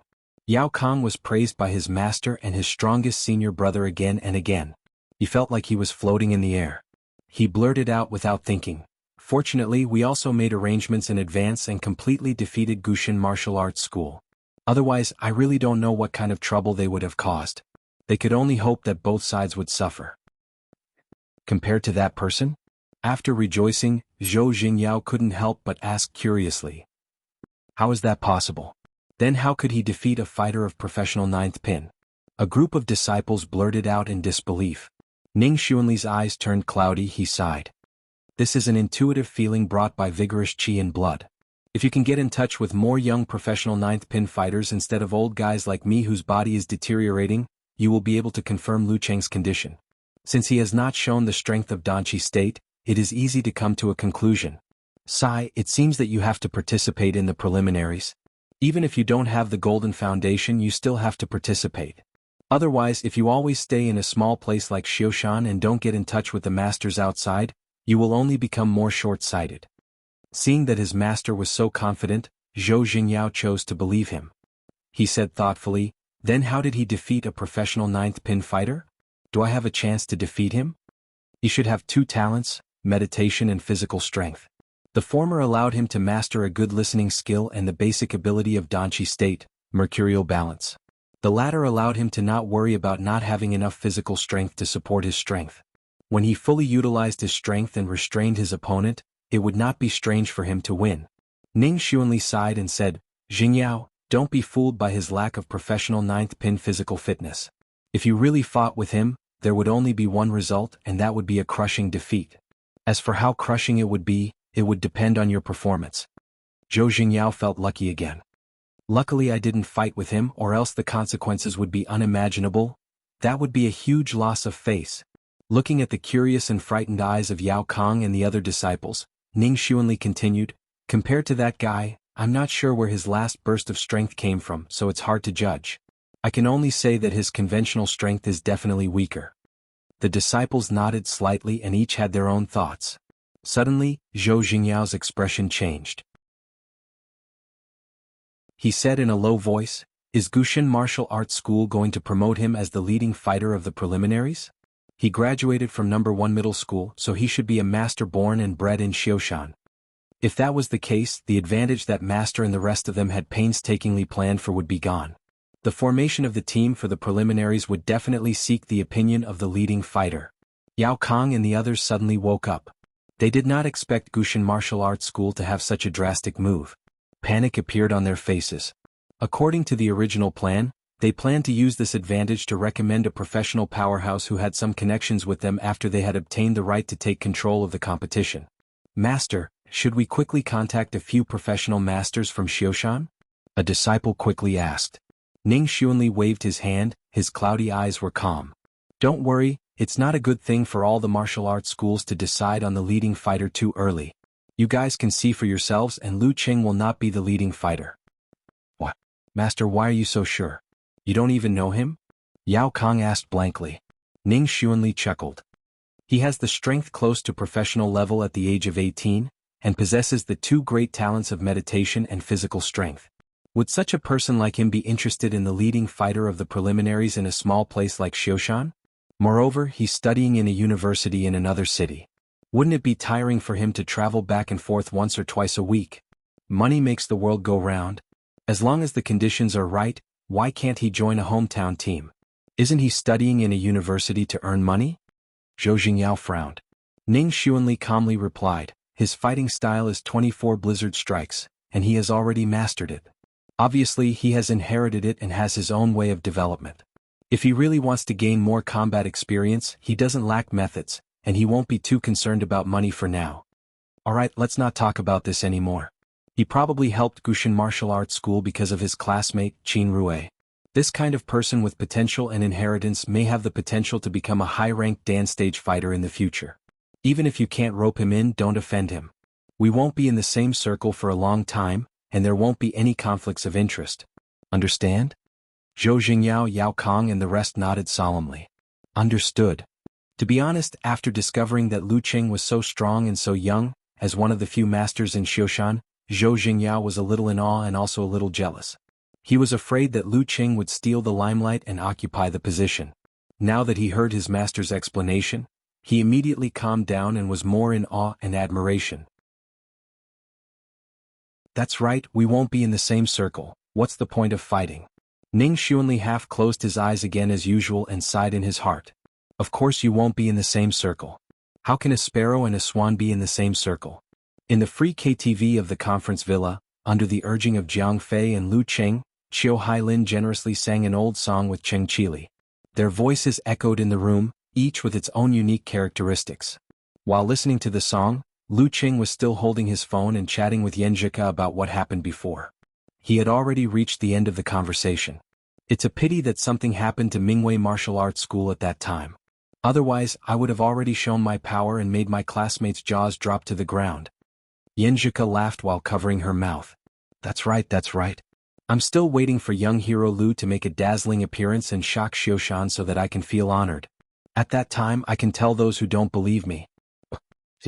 Lu Qing in the next class is the genius I was talking about. Sigh, I missed the opportunity to show off just like that. Lu Qing deliberately sent an emoji of beating chest and stamping feet. Yanjika touched her head and said, actually, it's good that you didn't fight. Getting involved in the fight for the right to lead the preliminaries will probably cause a lot of trouble. By the way, what are you doing? Is the class reunion fun? What am I doing? Chatting with you. Lu Qing said with a smirk. The most interesting part of a class reunion is actually gathering together to chat and reminisce about the past and gossip. Yanjika sat and nodded. Well, sometimes I miss the high school life. Does this mean that we are getting older? The older we are, the more we miss. I think it's the nostalgia for the past life. Lu Qing tried to hold back his laughter. Girl, you are only 18 years old. And you are almost 1 year younger than me. My birthday is on February 2nd and yours is on December 9th. Speaking of which, it's almost my birthday. Previously on Yenjika's birthday, he didn't dare to give her a present because their relationship wasn't as close as now. Well said. But don't think that you can avoid the question. I just asked what you were doing now. Yenjika deliberately said with an emoji of anger. Lu Qing snickered and replied, Fatty Jiang and the others are singing karaoke. I am hiding in the corner and chatting with you. Ehe, why aren't you singing karaoke? Didn't you say you are a microphone hog? Yenjika asked with a smile. Lu Qing thought for a while and carefully said, you have to prioritize things. How can singing karaoke be more important than chatting? Yenjika replied with a smirk and didn't say much. After chatting for a while, her reply slowed down because her parents were finally on vacation and had flown to Jiangnan. She missed her parents so much that she had to follow them to pick them up. Lu Qing had nothing to do. At this time, two figures appeared in front of him. Qiu Hailin and Chao Lele saw that he finally put down his phone and came over to tease him. Qing, are you chatting with your girlfriend? Why don't you sing with us? Their voices echoed and they had to come closer to talk. Haha, I am still a little bit away from being a girlfriend. Lu Qing said frankly. Although he didn't say it was Yenjika to avoid embarrassment, there was no need to hide the fact that he had a sweetheart. Qiu Hailin said, oh, then you have to work hard. Du Liu is no longer single. Go and choose a song. Don't just listen to us sing. That's right. Qing, come on, let's sing Little Apple. Jiang Fei cheered during the break. Lu Qing smiled and didn't refuse. He stood up and took over the microphone. After singing a few songs, he felt a little stuffy in the room, so he walked out of the room to get some fresh air. Looking at his back, Qiu Hailin whispered into Chao Lele's ear, Qing has changed so much. Not as much as you, monitor. Chao Lele joked. Qiu Hailin shook her head. It's not the same. I changed in appearance, but he changed from inside out. He has a temperament. That's true. I've been desk mates with Lu Qing for 2 years. Although I feel that he is not a stuffy person, he is good at chatting and is quite humorous. But he is totally different from now. At that time he seemed to lack confidence and was not generous enough. He seemed to be more timid. Chao Lele was a girl who was good at observing others. Qiu Hailin teased, why? Are you moved? What a pity. Your old desk mate has a target. Bah. How is that possible? I like the pretty boy type. Chao Lele retorted with a smile. Coming out of the room, Lu Qing walked through the hall and came out. The cold air blew on his face, making him feel refreshed. Not far away, Qin Rue was squatting by the frozen pond, smoking and looking depressed. What's wrong? Haven't you recovered yet? Lu Qing walked over and asked. Qin Rue sighed. Yeah. I know you will persuade me that winning and losing is a common thing for martial artists. But I always feel depressed. No. I won't persuade you. Failure is failure. How can it be a common thing? What I want to persuade is that after knowing the pain of failure, you should work harder instead of smoking here. Lu Qing told him how he felt at that time. Qin Rue was stunned and looked at Lu Qing. Why do I feel that what you said makes sense? Haha, right? Since you want to work harder, quit smoking. Smoking is bad for your lungs. You should know how important the lungs are in martial arts. Lu Qing persuaded. Of course, it was their business whether they listened or not. He wouldn't force them. Okay. Qin Rue thought for a moment and put out the cigarette. He looked more determined. Qing, I'll call you Qing. Don't lower yourself to Tao Xiaofei's level. He is a good person, but he doesn't know how to take care of others' feelings. Don't worry. I don't care about that. Lu Qing answered calmly. They chatted for a while. Qin Rui, who had regained his morale, couldn't wait to start training on the spot. He said to Lu Qing, "I've met my classmates, chatted with them and drank with them. This gathering is worth it. There should be nothing else. You tell Monitor that I'll go back first. Haha, since the martial arts school lost the competition, I think it's better to be with them." "Okay. Be careful on your way back," Lu Qing reminded him. Qin Rui also teased him. "It's a pity that I couldn't see young hero Lu's style today. Show me some of your moves when you have time." He entered the main city of Xioshan by an online taxi. He went back home first and then went to Gushin Martial Arts School. When he passed by Mingwei Martial Arts School, he happened to see Zhou Jingyao coming out. Damn, I should have taken a detour. Qin Rui felt that he would be laughed at and irritated by Zhou Jingyao's arrogance. But he was sure that he couldn't beat him. "Hey Qin Rui, your class reunion is over?" Zhou Jingyao was surprised to see Qin Rui, but then he greeted him with a smile. Qin Rui said sullenly, "No. I came back early." "It's none of your business." Zhou Jingyao tried to make his smile friendly. "You fought well before, but you were a bit impatient. You should be able to improve after you get rid of your temper." "Well, I have something to do. Let's talk more when we have time." Qin Rui was confused. It was the first time that he saw such a kind Zhou Jingyao. Seeing Zhou Jingyao's back disappear on the other side of the road, he finally came to himself. He touched his cheek and blurted out, "Psycho. Inexplicable."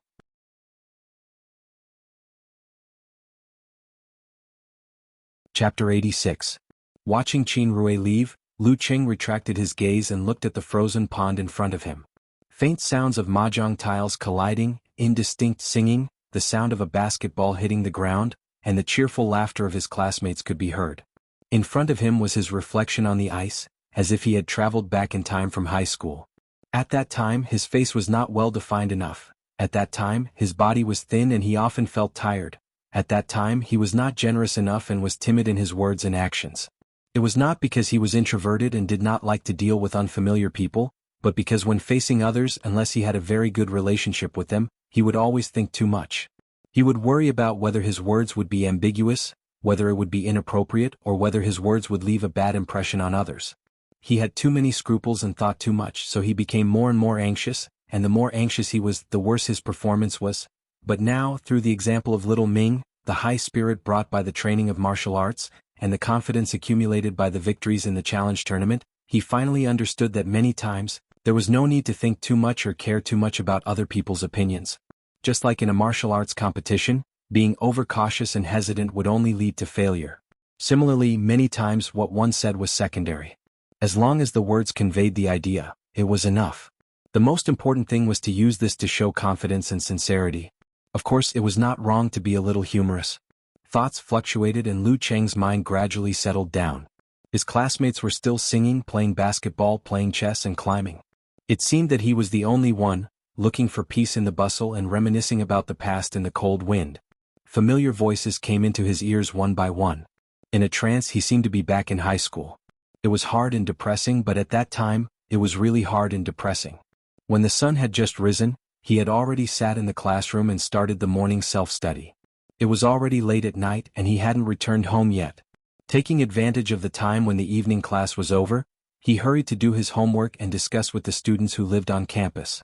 His time was occupied by one class after another and one exam after another, and his youth seemed to have become pale because of it. However, now that he thought about it, there were also some happy bits and pieces in the midst of all this hardship and depression. It was the joy of finally getting a satisfactory score and a satisfactory ranking in the exam. It was the joy of finally finishing homework ahead of time and being able to go home and relax. It was the beauty of taking a break from the busy class and telling all sorts of interesting stories to his desk mate, the one in front of him and the one behind him. It was the wanton display of playing and chatting during the break, the satisfaction of secretly watching Yenjika during the radio exercises, and the different jokes and care brought by different teachers. It was when Jiang Fei, Qing Qili, and Jiang Fei would occasionally go out of school to play games and surf the net to vent their feelings.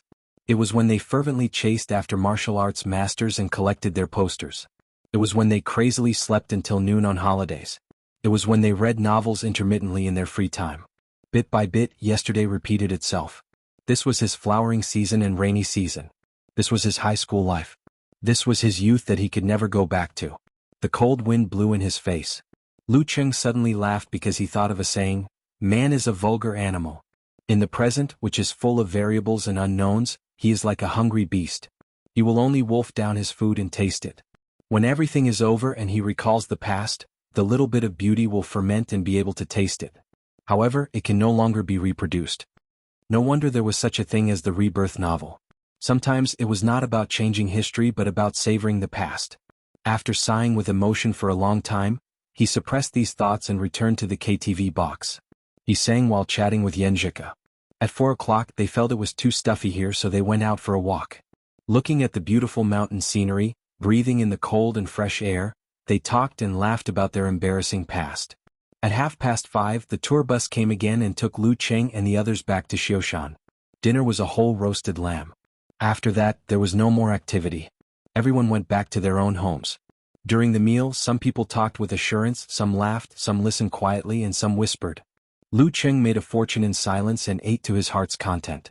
At the end of the meal, Chiu Hailin, who was sitting at the same table as old Wu, stood up and held a glass with a thin layer of red wine in it. She looked around and suddenly burst into laughter when she saw Lu Cheng's table. Fatty Jiang, you really eat a lot. You finished so much roasted lamb. There is still a lot left at other tables. No wonder you are so fat. Fatty Jiang looked aggrieved and glanced at Lu Cheng with hidden bitterness. I didn't eat much. I was just chatting, drinking, and bragging. Brothers are used as scapegoats. Lu Cheng patted him on the shoulder silently.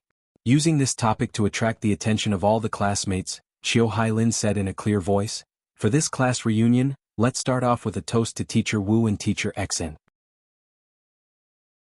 Then when we end it, let's toast to each other and ourselves. I know that everyone will go their separate ways in the future and have their own opportunities, so we might not have many chances to meet again. But I hope that we will never forget our friendship as classmates. You have to know that in these 3 years, yes, for some of you who came here in the second year of high school, we have spent more time together than our parents and relatives. Our memories belong to each other. Let's drink to our friendship on the long journey. A smile when we meet is enough. She is indeed from the school speech club. Lu Cheng smiled and raised his glass with water instead of wine. He knew that Chiu Hailin had joined the speech club in Capital College. Cheers. After a shout in unison, everyone drank the drinks in their glasses, looking excited and sentimental. After that, people left one after another. Lu Cheng and Jiang Fei fought until the end to wait for Cheng Qili, and Cheng Qili fought until the end to talk more with Chiu Hailin. In his eyes, there were several tables full of messy cups and plates, just like the mess after a feast, and also like waking up from a beautiful dream. Lu Cheng took a deep look, exhaled, and turned to leave. He was the last one in this class reunion. Memories end here. The past can't be chased anymore. Now I need to know how to grasp the present. Just like Cheng Qili chasing Chiu Hailin. Just like me chasing Yenjika. A few days after the reunion, it was the end of January, New Year's Eve. Lu Cheng watched his parents pack up for the trip to Grandpa's house. He thought for a while and walked to the balcony. Facing the pot of chives he planted, he took out his phone. At night, he had to chat with his family, chat with Yenjika, send New Year's greetings to Kai Xiaoming and other friends, and call his master in the afternoon to express his gratitude. After the ringtone, Lu Cheng heard a familiar hoarse voice. Not bad, you still remember to call me. Yes, Happy New Year, master. Lu Cheng said with a smile. Happy? Geezer sure said in a bad mood. Being controlled, you have to be sneaky even when smoking and drinking. Ah, who is it? Lu Cheng asked with a smile. Master usually looks like a lonely old man. If her thoughts were to be found out by him, she would definitely get a good beating. Geezer sure sighed. My daughter and son-in-law. Then please send my greetings to senior sister and her husband. Lu Cheng said politely. Hee, master's tone didn't sound unhappy. As the saying goes, don't talk but your body is honest. After a few words of greeting, Geezer sure said, since you called, I have something to tell you first. What is it? Lu Cheng was surprised and curious. Geezer sure coughed a few times and said, next semester is the national competition, which has nothing to do with us. There are 8 or 9 months between the start of the semester and the next district competition. It's not enough to just practice and set moves in such a long time. I have to find some real combat practice for you guys. Otherwise, who can you beat when it comes to the district competition? Real combat practice? Oh. Lu Cheng was excited. Geezer sure said, the other schools usually find the martial arts clubs or martial arts schools nearby to exchange training, or participate in the small challenge tournament not far away in batches. I think that the intensity of real combat is not enough. How can you face the top teams in Shanbei in the future? Since you almost have the strength of a quasi-professional, and with the growth of Lin K and the others, you can form a team to participate in the preliminaries after the new year. Preliminaries? Lu Qing blurted out in surprise. He was going to participate in the preliminaries? Why are you surprised to hear about the preliminaries? You can have more real combat practice with the strong. Anyway, you can't go too far in the preliminaries and delay the martial arts competition's district competition in the second half of the year. Work hard, maybe you can get some secret manuals or share the bonus. Geezer sure laughed and scolded him. For some reason, Lu Qing suddenly felt a surge of excitement. Preliminaries. The entrance competition of the professional martial arts circle. But, Master, will it delay my usual study? The preliminaries have home and away games. He asked worriedly. Geezer sure snorted and said, Are you looking down on your master? When the time comes, I'll inform the chairman to arrange our away games on the weekend. Anyway, it's a division, so it's not too far away. Then he added, You have to practice hard and seize this opportunity to improve. At the end of April, directly sign up for the ranking event of professional 9th pin. Directly sign up for the ranking event of professional 9th pin. Lu Qing took a deep breath and was immediately filled with excitement. The first ranking event of professional 9th pin? That's right. A man should have a goal. After ending the call, he couldn't wait to share this with Yan Zhika immediately.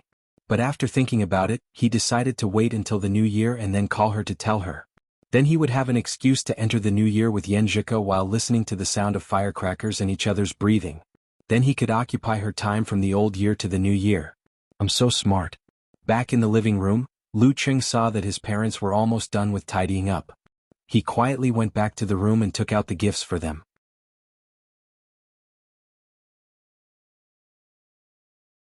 Chapter 87. Carrying 2 bags, Lu Qing suddenly felt a little embarrassed and couldn't say the words he had prepared. He said blankly, Dad, Mom, these are my gifts for you. Gifts? Lu Qing's mom put down the things in her hands and looked at him with surprise and suspicion. Why do you want to buy us gifts? Did you do something wrong at school? Don't worry, we won't blame you. Seeing that his mother had such a misunderstanding, Lu Qing almost burst out laughing. His embarrassment dissipated a lot. He handed over the gifts and explained, No, I bought them with the first sum of money I earned on my own. The gift for Dad is a woolen sweater, and the gift for you is 2 sets of warm autumn wear. Try them on and see if they fit. You bought them with the first money you earned? Lu Qing's mom was stunned at first and then couldn't hide her smile. She said happily, Oh, this, you know how to be filial. Oh, it's good to have such a heart. Lu Qing's dad took the bags and took out the woolen sweater. He coughed and said, Why buy gifts? You're still in school and it's not easy to earn money. Keep it for yourself. Your mom and dad don't lack clothes. While speaking, he held the woolen sweater tightly in his right hand, as if no one could take it away from him. Seeing this, Lu Qing felt funny and wanted to cry. He held back his emotions and said, Don't worry, I have my own private savings. See if they fit. Lu Qing's mom's eyes were red. She looked at the label and nagged, You should tell us if you want to buy clothes as gifts. If you don't buy the right ones, we have to wait for a few days before we can change them. Do you have a receipt? Hey, they fit. The size is right. Hey, I secretly checked your wardrobe. Lu Qing surrendered. You little brat, you're getting smarter and smarter. Lu Qing's mom laughed and scolded. Lu Qing's dad looked at the label, pushed up his glasses and wiped the corner of his eyes. He said, You earned this money from part-time work? No, didn't I tell you that I joined the University Martial Arts Club? I found that I had some martial arts talent and improved quickly. During the holidays, I signed up for a challenge tournament and entered the elimination stage. I got a few thousand yuan in prize money. Lu Qing reduced the 15,000 yuan to a few thousand yuan. This was not an intentional lie to his parents, but a practical consideration. Ever since he started high school, he didn't need to hand in his lucky money and could keep it for himself. His family wasn't very strict when it came to money. However, if he kept a bonus of 10,000 or more in his own hands, his mother would be worried. She was afraid that he would squander it all. After all, he was still a student who hadn't officially entered society yet. If she offered to help him save 10,000 yuan as a daughter-in-law's book, there was no way he could refuse. He couldn't say that it was to chase after their future daughter-in-law, right? Martial arts competition? It was very easy to get hurt. Why do you want to participate in the competition? Are you hurt? Lu Cheng's mother was shocked and asked a lot of questions. Lu Cheng posed like a bodybuilder. Mom, look at me. I'm so lively. How do I look like I'm injured? Moreover, there are high-level referees and supervisors in official competitions. Minor injuries are not a problem and serious injuries are already very rare. That won't do. Accidents are bound to happen. Lu Cheng's mother said worriedly.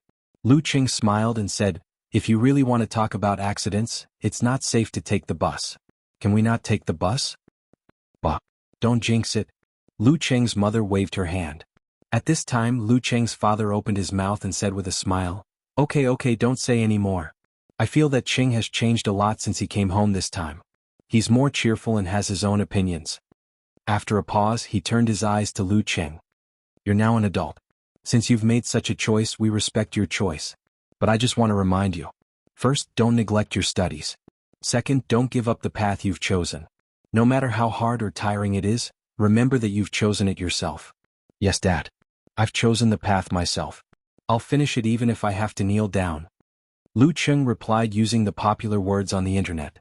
Lu Cheng's mother glared at his father. What adult? You've just started college. How can you be considered an adult? In our time, there were a lot of 18-year-olds who had babies. Lu Cheng's father replied in a low voice. Then you didn't have a girlfriend at the age of 26. Lu Cheng's mother exposed him. Seeing that his mother and father had stopped arguing about martial arts, Lu Cheng heaved a sigh of relief. He busied himself with packing up the last bit of things. Hey, now you know how to show off. Lu Cheng's mother looked at him unhappily. Come, help me carry these things. The lackey carried the things and Lu Cheng led the way. They went out of the neighborhood and went straight to the bus stop. It was New Year's Eve. In a city like Xioshan, there were basically no online car-hailing services. They could only wait for a taxi or bus. Of course, when they came back at night, Lu Cheng's father and mother had other ways. They knew several people in the neighborhood who drove for a living, which was commonly known as little black cars. They just needed to call and pay a little more and someone would come to pick them up. This was the advantage of being neighbors who used to work in the same factory and were quite familiar with each other. It was also a small detail in the life of ordinary citizens. After 9 stops, the family of 3 took a bus and arrived at Lu Cheng's grandparents' house. This was an elevator apartment that had been built in recent years. The old couple sold their old house as a down payment and lived here with Lu Cheng's second uncle. The elevator went up and arrived at the 16th floor. Lu Cheng knocked on the security door. After a while the door opened. A young man in his 20s said with a smile, Cheng, you've been back for so many days. Why don't you come over for a meal? Lu Cheng took out his slippers as if he were at home. He changed into his slippers and said, Hey, too many classmates asked me out. The man in front of him was his cousin Lu Yanwei, who was about 1.75 meters tall. He was not fat but had a round face. His facial features were characteristic of the Lu family. He was filial and lively. He took good care of his younger siblings. During the 3rd year of junior high school, Lu Cheng's family situation was not good. He barely had any pocket money. It was only because of this cousin that he didn't feel inferior. At that time he was the good brother of China in his heart. Lu Yanwei was good at everything but he was too restless. When he was in his 3rd year of senior high school he felt that college was boring so he went to work early. Later he quit his job and started his own business. He ran a milk tea shop, a cake shop, a taobao shop and even a restaurant. However, these businesses either didn't make any money or were doing well in the beginning.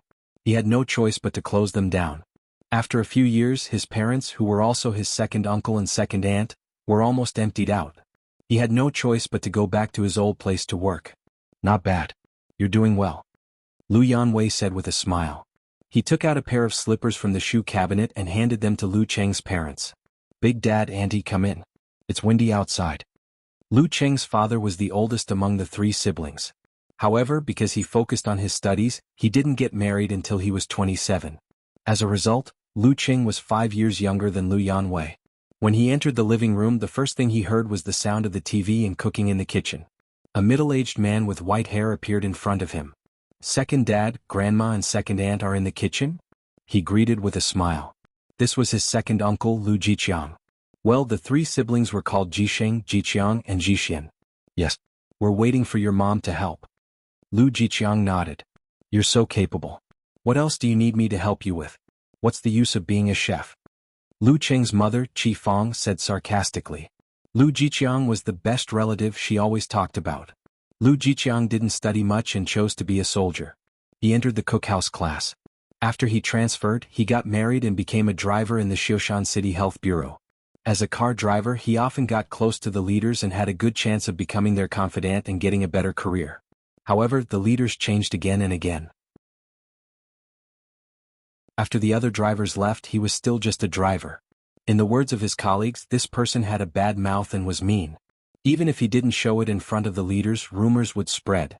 Therefore, he was delayed again and again. Fortunately, he had gotten to know some people, so he decided to take a leave of absence and use his connections to contract a canteen. Because he was from the kitchen and had good culinary skills, coupled with his wife, Wang Lily, who was diligent and hard-working, he lived a prosperous life for the past few years. Lu Cheng's parents asked him for money during their most difficult time, but he refused. Moreover, Lu Cheng's grandparents felt that their eldest son was studying and had a promising future. They didn't need to take care of him. Their second son was not capable and needed help and subsidies. After 100 years, the house and inheritance would belong to him. Therefore, Lu Cheng's mother always complained. Of course, the responsibility of living together and taking care of the old couple was completely given to Lu Jiqiang and his wife. Hearing Qi Feng's sarcasm, Lu Jiqiang said embarrassedly, "There are more dishes to cook." In the past few years, the canteen business had declined, so he didn't contract a canteen anymore. His son was too troublesome, and the family's property was almost emptied. He was in a terrible fix and his hair had turned white. He became taciturn and rarely spoke sarcastically. Although Qi Fong was sarcastic, she still went to the kitchen after a few sarcastic remarks. "Ching, I'm going back to my room to play games. If I stay in the living room, I'll be nagged about my partner again." Lu Yanwei patted Lu Cheng on the shoulder and whispered, "You can't escape forever." Lu Cheng couldn't help but tease him. He had heard from his mother that his grandparents and second uncle thought that Lu Yanwei was too troublesome and wanted to find him a wife to control him and stabilize his temperament. "I'll live a carefree life as long as I can," Lu Yanwei replied with grief and indignation. After watching him enter the room, Lu Cheng turned to the sofa and called the old man sitting at the head of the table, "Grandpa." This hale and hearty white-haired old man was his grandfather, Lu Debong. He was partial to his second son and loved his grandson very much. Seeing Lu Cheng come over, he smiled and said, "How's life in school? Come on, have some strawberries." Sure enough, they're a family. They all asked the same questions. Lu Cheng thought to himself. He casually talked about school and then turned to a middle-aged woman coming out of the kitchen. He smiled and said, "Aunt, where's Cece?" "She's lying in the guest room. You can talk to her. Her grades have declined recently. I'll be satisfied if she's half as obedient as you are." Lu Jixin sighed. As a primary school teacher, she didn't teach her daughter well. "Okay." Lu Cheng agreed readily. "Hey, where's Uncle?" Jiala kept saying that he wanted to buy a hand cannon, so I took him to the supermarket nearby. Lu Jixin pointed outside the window. Ma Jiala was their youngest son, just 7 years old. He was 9 years younger than their eldest daughter, Ma Shi. Lu Cheng stood up and walked to the guest room. He saw a girl of 15 or 16 years old lying on the bed, playing with her mobile phone in the dim light. "Cece, why don't you say hello to me?" Lu Cheng smiled at the rebellious girl. Ma Shi looked cute with neat bangs. She pouted and said, "My mom must have asked you to come in and tell me to study hard, right?" "Okay, I won't say anything." Lu Cheng sat on the bed. "Why are you sulking here?" He could tell at a glance that his cousin was unhappy. Ma Shi's facial features were ordinary, but she was full of youthfulness. She said bitterly, "I don't want to go out and look at them. Ma Jiala, I think Ma Jiabao is better." Lu Cheng smiled and shook his head. "You're angry because of this?" Without waiting for Ma Shi's reply, he continued, "To be honest, my mom often complains that my grandparents are biased and that they always care about the house. But in my heart, I always feel that it's not a big deal. Especially recently, when I went abroad to study for half a semester and saw a lot of things, I don't take it to heart. I have hands and feet, I can study and I'm talented. Why should I care about that little thing? My vision is broadened and my ambition is higher, so I don't care about many things. That's right, in just 10 days I've earned 15,000 yuan. Yes, the champion's prize for a professional 9th pin to 8th pin challenge tournament was more than 100,000 yuan. If he entered the professional martial arts circle and became a high-ranked expert, he wouldn't care about a house in a small city." "Second brother, what are you trying to say?" Ma Shi listened with great interest, But she knew that Lu Qing was not just talking about this. Because of what happened to her younger brother Ma Jiala, she didn't have a good relationship with her father's relatives. Instead, she felt that Lu Yanwei and Lu Cheng were her biological brothers. Lu Qing snorted. I'm telling you that it's useless to be angry. When you see more things, your vision is higher and you're self-reliant, you won't care about your younger brother anymore. There's no need to fight over him. Your parents can love you, but you can love yourself. Ma Shi took a deep breath and slowly exhaled. Second brother, what you said makes sense. For you to broaden your vision and have the ability to be self-reliant, the best and most possible way is to study. Study well and go to a big school in a big city. In the future, you'll have the ability to make a living. Lu Qing was serious at first, but then he suddenly smiled and said, So, study hard. Ma Shi was stunned and then raised her voice. Well, you're beating around the bush, but you still want to talk about study. I'm just saying. It's up to you whether you want to listen or not. Lu Qing stood up and slowly walked out of the guest room. Watching his back disappear, Ma Shi was in a daze. After a long time, she said to herself, Study hard.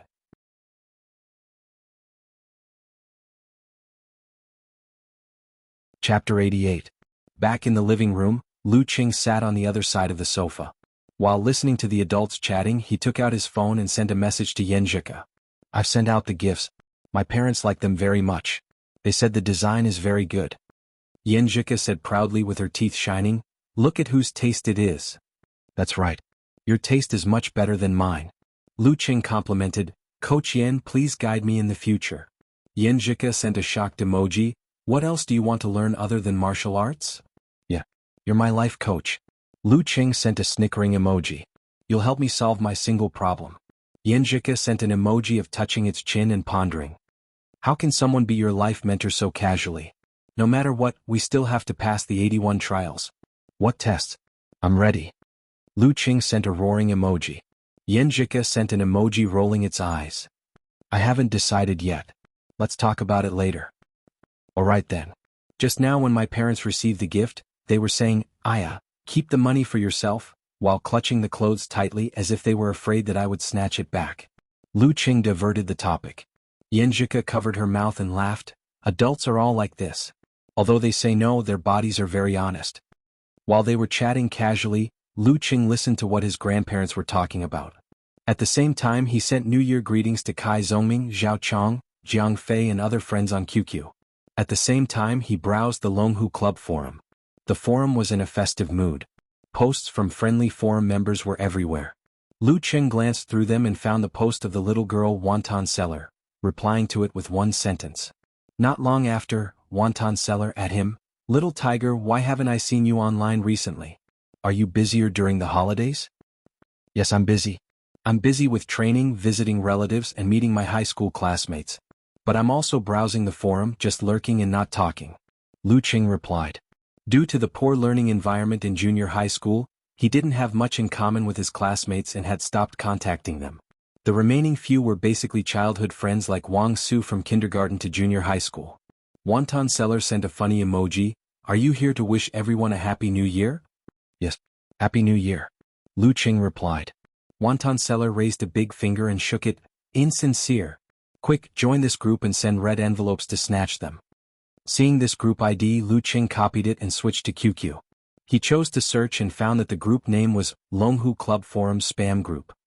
After answering the verification question with the nickname Schrodinger's Tiger, Lu Qing was quickly added. There were only about 30 people in the group, most of whom he was familiar with.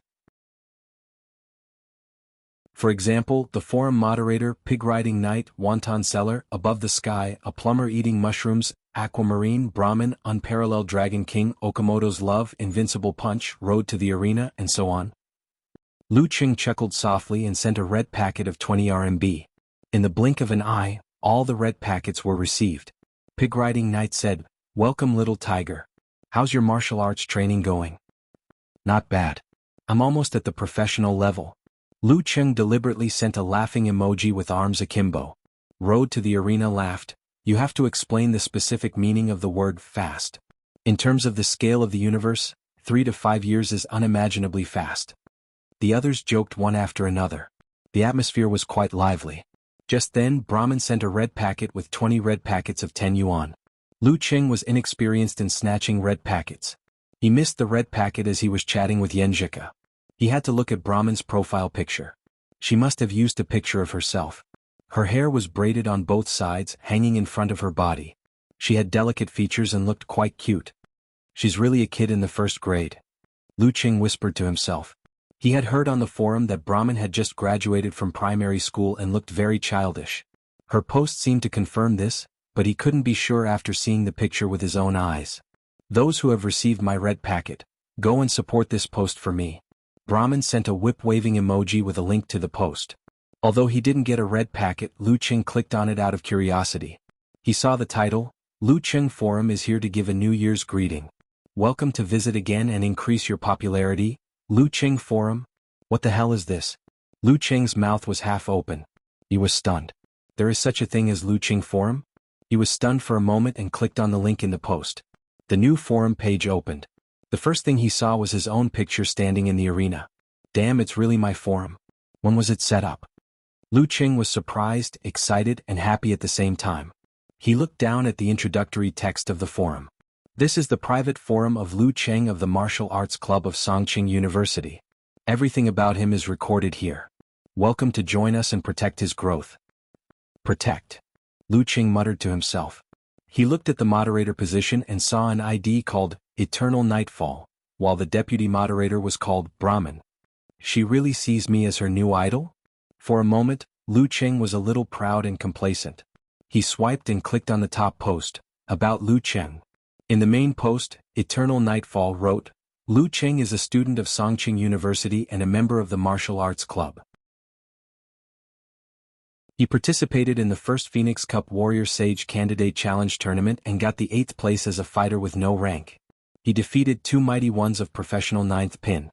Below are the videos, photos and links to related news. He is a boy who smiles foolishly. I feel that he should be a very warm person and definitely very considerate. But when he stands on the arena, he is filled with confidence. He is crazy and ferocious, extremely handsome. I am his second fan. I hope to record every detail of his growth. The second post was a reply from Brahman. In my mind, Lu Qing was a very mysterious master until I saw this video of him. But this doesn't stop me from liking him. Once a silly boy is in the arena, he can bloom with dazzling brilliance and defeat strong opponents. Isn't that more mysterious and charming?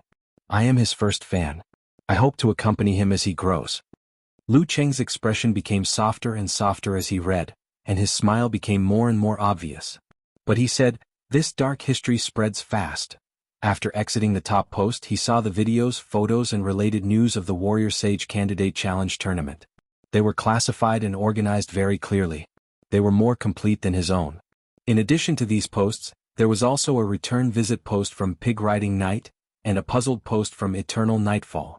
She said that the number of visitors recorded in the back end had increased recently, but why were only the 2 of them still paying attention to them? Brahman guessed that it was the result of her advertising everywhere. At the same time, Eternal Nightfall posted all over the place, saying that she would die if there was no new news from Lu Qing. At the end of the page, there were the posts of the 2 moderators fighting for the title of the first fan. Lu Qing read them one by one. The more he read, the more obvious his smile became. Using the words of a novel to describe it, his heart was warm, full and full. He originally wanted to follow the post, but after thinking about it, he decided that it was better to just watch silently. He didn't want to disturb the 2 little guys talking to themselves. He just posted a post in the return visit post of Pig Riding Night. He exited the forum and came to the group. He at D. Brahman. I visited her. I feel that your moderator is very young. About the same age as you? Brahman used 10 times the size of a smiley face and said, thank you, little tiger. Little Nightfall, I feel that she is younger than me. She should be a primary school student. I am her father. Primary school student? Lu Qing's mouth twitched. Did he have the potential to attract Lolis? One is the moderator, the other is the deputy moderator. Neither of them is 14 years old. In the warm room, Yen Xiaoling was browsing the forum. Suddenly, she sneezed and said to herself, who is talking about me? She quickly collected her thoughts and thought about a very important thing. Well, I've decided to enter the School of Arts of Songqing University this year. When it was almost time for dinner, Lu Qing's uncle Ma Guqin, finally came back with his youngest son Majala. "Uncle, where have you been? You took so long?" Lu Qing asked with a smile. Ma Guiqin pretended to be angry and said, "This kid is too naughty. He bought a hand cannon and wanted to shoot it immediately. I had to accompany him." He used to be a colleague of Lu Cheng's father, Lu Jisheng, and worked as a driver in a truck team.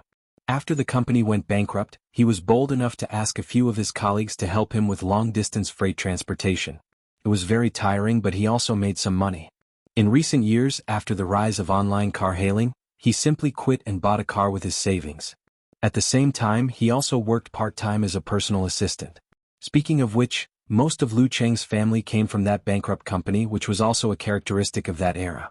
Fortunately, when the company went bankrupt, Lu Cheng's grandfather and grandmother had already retired and transferred their pension to them, so they were not too affected.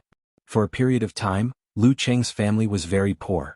He went to his grandfather's house every 2 or 3 days to have a good meal. Second uncle Lu Jiqiang was not mean and treated him well. At the dinner table, the family, who had gotten rid of their previous predicament, no longer looked worried. They talked and laughed, and the atmosphere was lively and warm. Even Lu Yanwei, who had just closed the restaurant, felt relieved. After all, they didn't owe him money, did they? At least they had a job, right? Seeing this scene, Lu Cheng's grandfather and grandmother rubbed their eyes, feeling very sentimental. The old couple was also very interesting. When Lu Cheng was a child, he knew that his grandmother had a bad temper and his grandfather was in charge of everything at home. However, in recent years, his grandfather's temper had become more and more eccentric. His grandmother, on the other hand, was much kinder, but she was in charge of everything at home. The family ate and chatted and sat together to accompany the old people to watch the TV show. At 10 o'clock, Lu Cheng's family of 3 got up and left. They had planned to call a taxi, but Uncle Ma Guiqin gave them a ride, which saved them a lot of trouble. Lu Cheng first sat on the sofa and continued to chat with his parents and watch TV. When he heard the sound of firecrackers around 11:40, he got up and went to the balcony. He pulled out his phone's contact list and called Yan Zhika. The reason why he called so early was to avoid any unexpected changes. What if Yan Zhika had other calls around midnight? "Hello, Cheng?" Yan Zhika's familiar soft and clear voice came through. Lu Cheng deliberately said excitedly, "I have something to tell you. I just called Coach Shi to wish him a happy new year. He proposed the actual combat training plan for next semester." "Actual combat training?" Yan Zhika suddenly became excited. Lu Cheng laughed and said, "He said that I've reached the level of a quasi-professional. With your cousin and your growth, we can form a team to participate in the preliminaries after the new year." "Preliminaries?" Yan Zhika's voice slightly raised, revealing obvious excitement and excitement. "I can't believe we can participate in the preliminaries. Yes, I was also like that. That was a surging emotion," Lu Cheng said from the heart. At this time, Yan Zhika's voice suddenly lowered a bit. "I don't know if I have a chance to participate. I don't know if my current level is enough to be a substitute. You've made some progress in meditation and you have a good foundation. Plus your family's kung fu. I think it won't be a problem for you to reach the level of amateur third pin after the new year. You can be a substitute." Lu Cheng hurried to comfort her. "Well, I have to work harder. I'll get up early on the first day of the new year to train and make a good start," Yan Zhika said with hatred. Lu Cheng could almost imagine her clenched fist and pouting mouth. He couldn't help but smile. "By the way, what's your cousin's level now?" He changed the topic in order to stall for time and wait for midnight. As expected, Yan Zhika's attention was diverted. She pondered for a while and said, "He's training like crazy. Grandpa said his qi and blood have reached the peak of this level. The next step is to converge his qi and blood to become one. This process may take at least a few months or at most 3 to 5 years." She didn't mention the possibility of failure. She was very confident in Lin Quebec. Lu Cheng followed along and started the conversation. Unknowingly, time flew by. Suddenly, the sound of firecrackers broke out around them. It was so loud that he couldn't hear anything else. The same sound came from the phone. It was 12 o'clock. New Year's Eve was over and New Year's Day was coming. After a few minutes, the sound of firecrackers weakened. Lu Cheng was happy that the call was not cut off. He heard the light breathing sound on the other side of the phone. He thought Yan Zhika could hear him too. Hearing the sound of her breathing, he calmed down and felt peaceful and happy. Leaning against the wall, he pursed his lips and whispered with a smile, "Happy New Year." The other side of the phone replied with a smile and whispered back, "Happy New Year." Warmth grew and joy echoed. Looking at the brilliant fireworks outside, Lu Qing added in a low voice, "Happy New Year." Yin Zhika replied with a smile, "You should be happy too." Her voice wasn't loud, but it seemed to scratch Lu Cheng's heart. They didn't say anything unnecessary. They quietly listened to each other's breathing and the sound of firecrackers to get rid of the old and welcome the new. It was the first year again. After a while, Yin Zhika said, "Are you still going to practice tomorrow?" "Of course. I won't get seriously ill. If there are no accidents, I have to persevere. The new year needs a better start. Besides, you have to get up early to practice. You can't lose to your example." Lu Qing replied with a smile. Suddenly Yin Zhika said fiercely, "Then why don't you go to bed? You have to get up at 5:30. Look at the time." Being scolded like this, Lu Qing didn't get angry. Instead, he laughed and said, "I'm waiting to say Happy New Year to you. Well, I have to go to bed too. Wake up early, wake up early." Yin Zhika murmured and raised her voice. "Qing, good night, Coach Yang, good night too. Sweet dreams." Lu Qing smiled and waited for Yin Zhika to hang up first. Back in the living room, he was overjoyed. Seeing his parents, he blurted out, "Dad, Mom, Happy New Year. I'm really happy. P.S. It seems that Shang Sanjiang has been rejected. I don't know if there are any Sanjiang tickets in Sanjiang now. If there are, please give me one."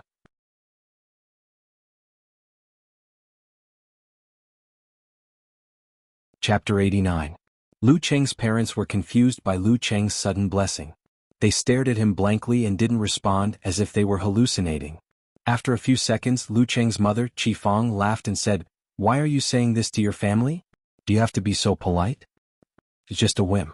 Lu Cheng laughed and said, "I'm going to take a shower and sleep. I'll continue training tomorrow morning." He complained in his heart. Sure enough, after growing up, he was treated differently from when he was a child. One of the things that his mother always bragged about was that when he was learning how to speak, he would suddenly follow the people on TV and wish them a Happy New Year. But now, such words were not surprising, only frightening. Hearing that Lu Cheng was going to get up early to train on the first day of Chinese New Year, Qi Fang felt sorry for him. "It's Chinese New Year. Rest for a few days. It's already so late. Lack of sleep is bad for your body. It's okay, it's okay." He took out the red packets he had received today and put them into his wallet. His grandparents had given every child except Lu Yanwei 500 yuan. His second father and his aunt had given him 500 yuan each, which added up to 1,500 yuan. This was the main source of his secret savings. His parents had given him 500 yuan each. Ma Shi and Ma Jiala had given him 500 yuan each, and his grandparents had given him 1,500 yuan each. This was the main source of his secret savings. His parents, on the other hand, had given Ma Shi and Ma Jiala 500 yuan each, and his grandparents 1,000 yuan each. After a shower, he adjusted his breathing and entered a meditative state to avoid insomnia due to excitement. With a clear mind, Lu Qing soon fell into a deep sleep. When he woke up, the alarm clock rang. He changed his clothes, brushed his teeth, and washed his face. He was full of energy. He sent a message to Yin Zhika saying, "The handsome one is up." Then he took his phone and keys and left the house. The sky was still dark, the clouds had accumulated, and the street lights were dim. Lu Qing faced the piercing cold wind and jogged on the quiet and empty road to the People's Park. Occasionally, he could see the cleaners cleaning up the remains of yesterday's firecrackers. That was the last trace of a grand carnival. When he arrived at his destination, there was a glimmer of light in the sky.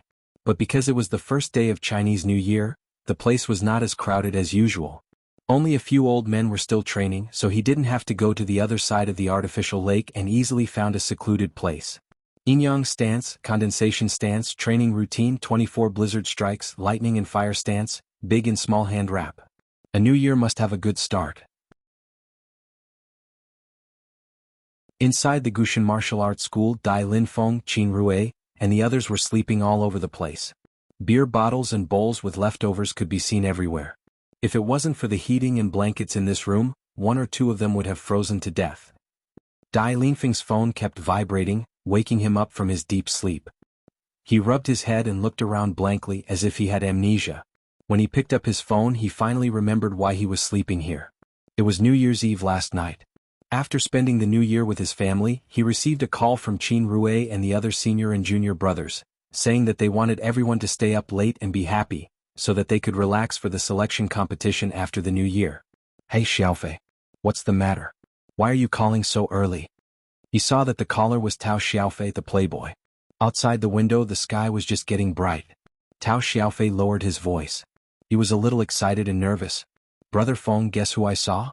I saw the guy who bumped into you that day. Didn't you say that he played a trick on you and made you lose the competition?" Dai Linfeng was shocked. Without waiting for him to finish, he asked, "How did you see him? Where did you see him?" According to his master, that guy was probably of professional ninth pin. A professional ninth pin with supernatural ability or some kind of strange unique skill. Tao Xiaofei answered quickly.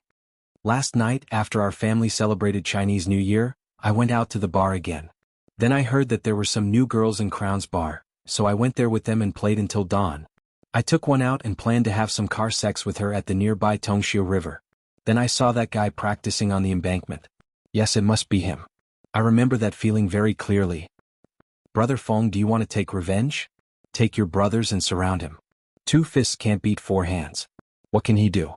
He seemed to be very interested in this kind of thing and found it very exciting. At this time, Qin Rui and another disciple were awakened by him. They looked over in a daze. Dai Linfeng waved his hand to signal them to be quiet. He said to Tao Xiaofei in a low voice, "Stay away from him first. Don't let him find out. I have to ask my master about this kind of thing." At the peak of the body refining state, it was indeed difficult for 2 fists to fight against 4 hands.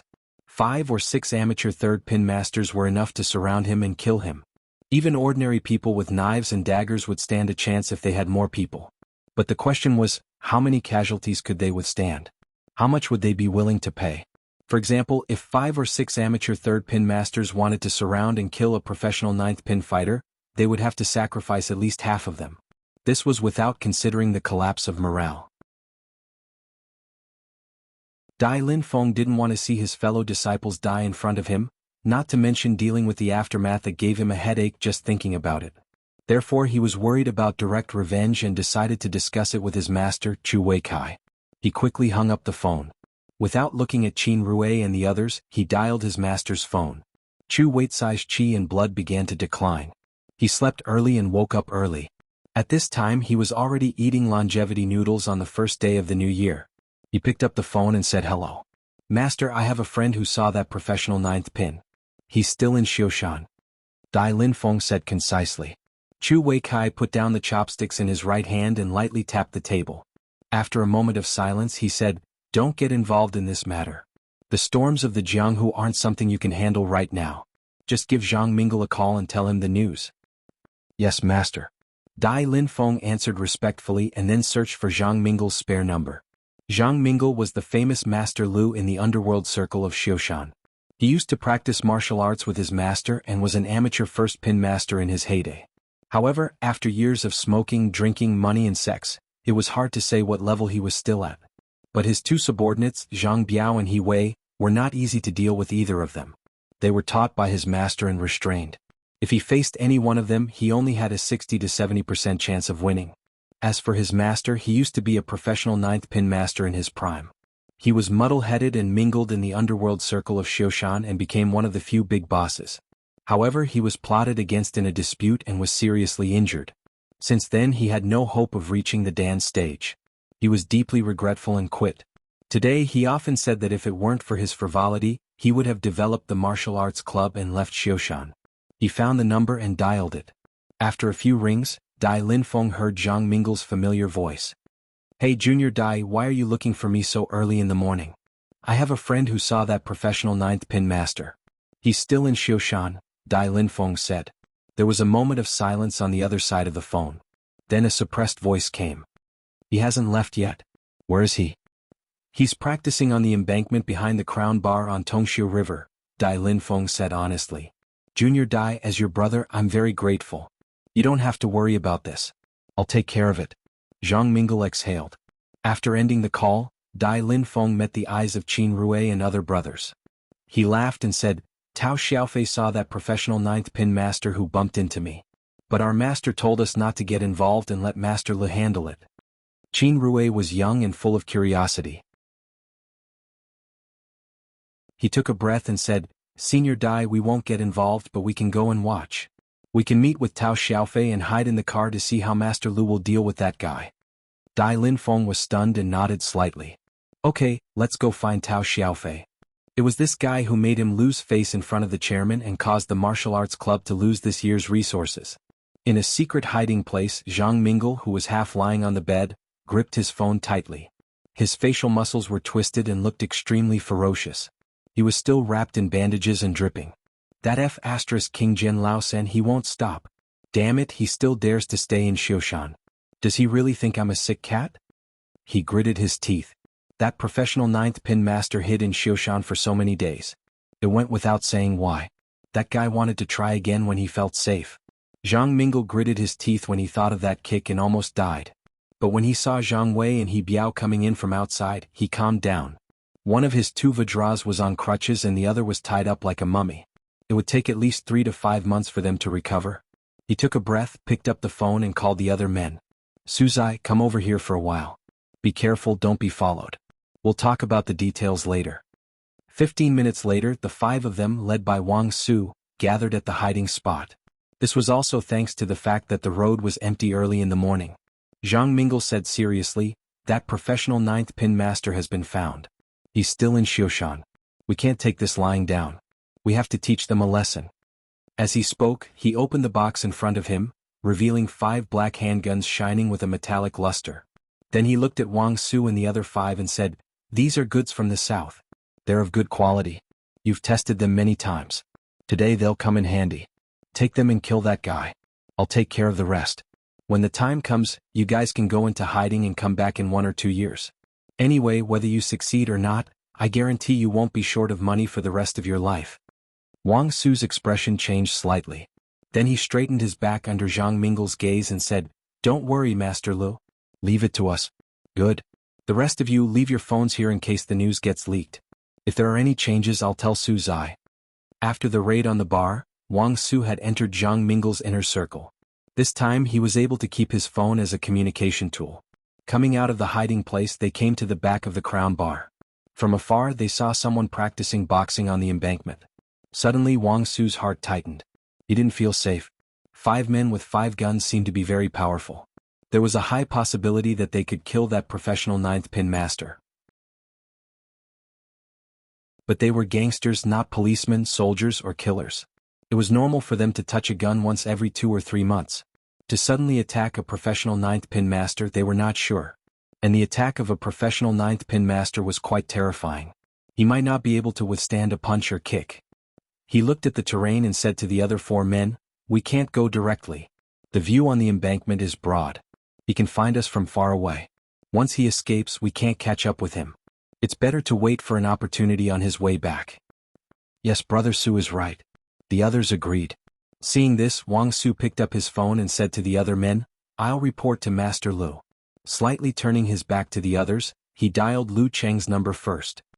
Hello. That professional ninth pin master is indeed on the embankment of the Tongxiu River behind the Crown Bar. We don't dare to approach. Hello, we are afraid of being discovered. Hello, there's no problem with the guns. We plan to ambush him on his way back. Hello, what kind of broken signal is this? Wang Su pretended to hang up the phone and dialed again. This time it was the real Zhang Mingle.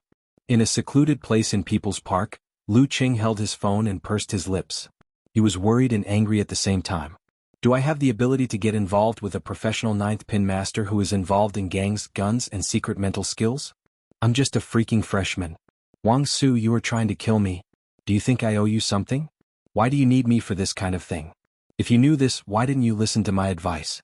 While thinking, he really wanted to press the button on his phone and say, hello, is this a police call? But after thinking for a moment, he gave up on doing so directly. Gangs definitely had protection in the police system. It was easy for them to leak information. This was equivalent to selling Wang Su out. Therefore, he had to find a trustworthy police officer. Although he had no connections, he could ask others for help. First, Yin Zhika had mentioned that her grandfather had many disciples in the police force. She and her mother lived in Xioshan, so it was natural for them to know a few local police officers with real power. Second, his master was a former mighty one with physical invulnerability. He had a well-developed network and seemed to be in a high position. He could even interfere with the preliminaries. It was normal for him to have connections with the police force, where fighters held real power. Who should he find? This was a problem. But no matter what, he couldn't recklessly get involved in this kind of thing. He had a good relationship with Wang Su, but he didn't need to risk his life for him.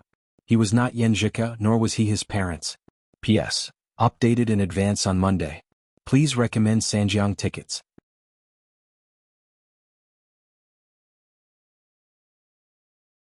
Chapter 90. Who should I find?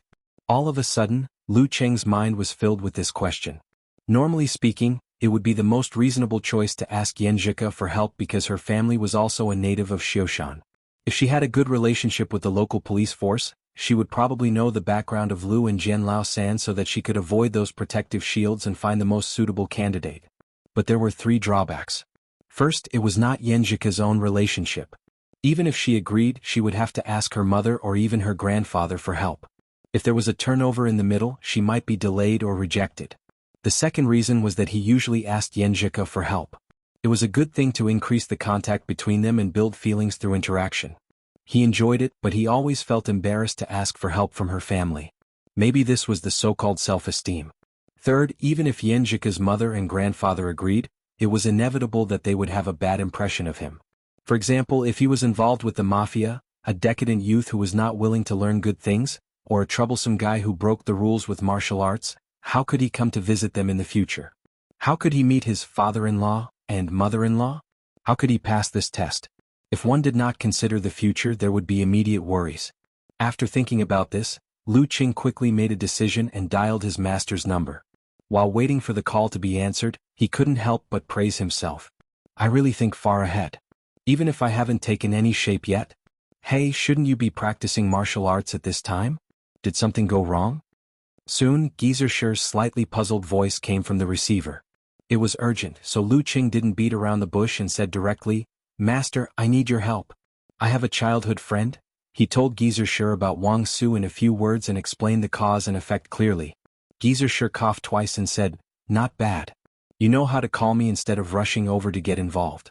This shows that you still have some brains. Otherwise, this old man wouldn't have accepted such an idiot as my disciple. I'll help you find him. Wait for my call. Thank you, Master. Thank you, Master. Lu Qing thanked him repeatedly. This was already a great favor for Wang Su. A few minutes later, Geyser called back with a slightly smug tone. I, your master, am in charge. Isn't this a piece of cake? Remember this phone number and call him directly. He is the deputy director of the Xioshan police station, who is in charge of the underworld affairs. Don't worry. No matter whether the 2 sides have connections with him or not, how can he have a stronger connection than your master? There are some things that he knows how to do. Master, you're really amazing. You really have a wide circle of friends. Lu Qing sincerely praised. He squatted down and slid his finger on the soil to write a number. Then he hurriedly dialed it. After a short ringtone, a steady and magnetic voice came from the other side. Hello, is this Lu? Yes. Hello, Director Xing. Lu Qing was stunned. Has my master already mentioned me to you? Director Xing laughed heartily and said, I've heard a lot about Senior Shi. Lu, let me ask you a few details. Just now your teacher gave a brief explanation. Okay. Lu Qing said happily in his heart. After 3 or 4 details, Director Xing laughed and said, Lu, don't worry. Leave this to me. I'll take care of it. If I can't get in touch with him, I'll lead the team directly. Thank you, Director Xing. Lu Qing was a little relieved and then called Wang Su back. Based on his knowledge of the surroundings, Wang Su had confirmed that the professional 9th pin fighter lived in one of the old residential areas behind the Crown Bar. So, he waited for an opportunity at the intersection of the street and the road leading to the embankment. Because it was the first day of the new year, most of the breakfast stalls here were not open. Only 1 or 2 that had to rely on this for a living were still open, providing hot food for the people who had played all night in the bar nearby. Wang Su and 4 thugs were pretending to be passers-by, sitting around a simple table watching the white-haired stall owner cook noodles in a big iron pot. The cold wind blowing through the street was bone-chilling. The phone rang. Wang Su glanced at it and his face changed slightly. Then he immediately put on a smile and said, Hello, Lu. What can I do for you? With the experience of the last call, Lu Qing was not surprised. He said calmly, I've called the police. I asked someone to find a trustworthy police. His solution was to scare off both sides with the arrival of the police, in case something irreparable happened. Even if Wang Su was arrested with his relationship with Director Xing, and the gun did not belong to him, it was still possible to fight for a lenient sentence. At that time he would not dare to follow Lu anymore. As for the professional ninth pin fighter with the secret mental skill, since he had been exposed and attracted a large number of police, he would not dare to continue to stay in Xioshan. All his schemes would have to be put on hold. Things would calm down. The only problem was whether Lu would suspect Wang Su of leaking the information and do harm to him. He could only rely on Director Xing's plan. As a freshman he really could not take care of everything. Hearing this, Wang Su frowned. This was not what he had expected. But now he could only accept it. After all, no matter what, it was better than fighting to the death with a professional ninth pin master. If he was not careful, he would really die and there would be no tomorrow. If he hadn't witnessed the terror of a professional ninth pin fighter during the raid on the bar, with his usual hot-blooded courage and willingness to risk his life, he might have had the guts to do it. Okay. We'll be patient and wait. When the time comes we'll try to solve it in 2 or 3 moves. Wang Su answered with a respectful look. He glanced at the 4 thugs beside him and glanced at their faces one by one. He noticed the cool earrings, the tattoos on their necks, heavy eye bags and slightly trembling bodies. In the People's Park, Lu Qing moved the phone away from his ear and fell into deep thought again. Normally, to do this, he had used up a lot of favors so he had a clear conscience. But after all, he was still worried that something bad would happen. For example, Director Xing could not get in touch with the professional ninth pin fighter, so he could not directly scare the professional ninth pin fighter away and put an end to the matter. For example, before the police arrived, 2 groups of people would meet on a narrow road. Lu Qing paced back and forth, took a deep breath and exhaled. He walked out of the park and planned to take a taxi to the Crown Bar. Well, I won't get close. I'll hide and watch. I won't interfere. I'll see if I have a chance to help Wang Su at the critical moment. If not, I won't take the risk. And in the early morning of the first day of the new year, online taxis and taxis were rare. If he could not make it, it could only be said that Wang Su had done his best and had a clear conscience. A black car drove across the road and stopped in front of the BMW 7 Series. Dai Linfeng took out his phone and called Tao Xiaofei. Xiaofei, did you see us? Brother Feng, when are we going to do it? Tao Xiaofei sat in the driver's seat and hugged a woman in disheveled clothes. He was very excited. From Dai Linfeng's seat, he could see the figure practicing boxing on the embankment. He could also see the streets of several old residential areas and the steaming iron pot on the right. He had a good view and said cautiously, "If we don't do it, someone else will do it. Xiaofei, will he be alerted if we stop here?" "Don't worry, Brother Feng. There are many cars parked here. Who will be suspicious?" Tao Xiaofei said casually.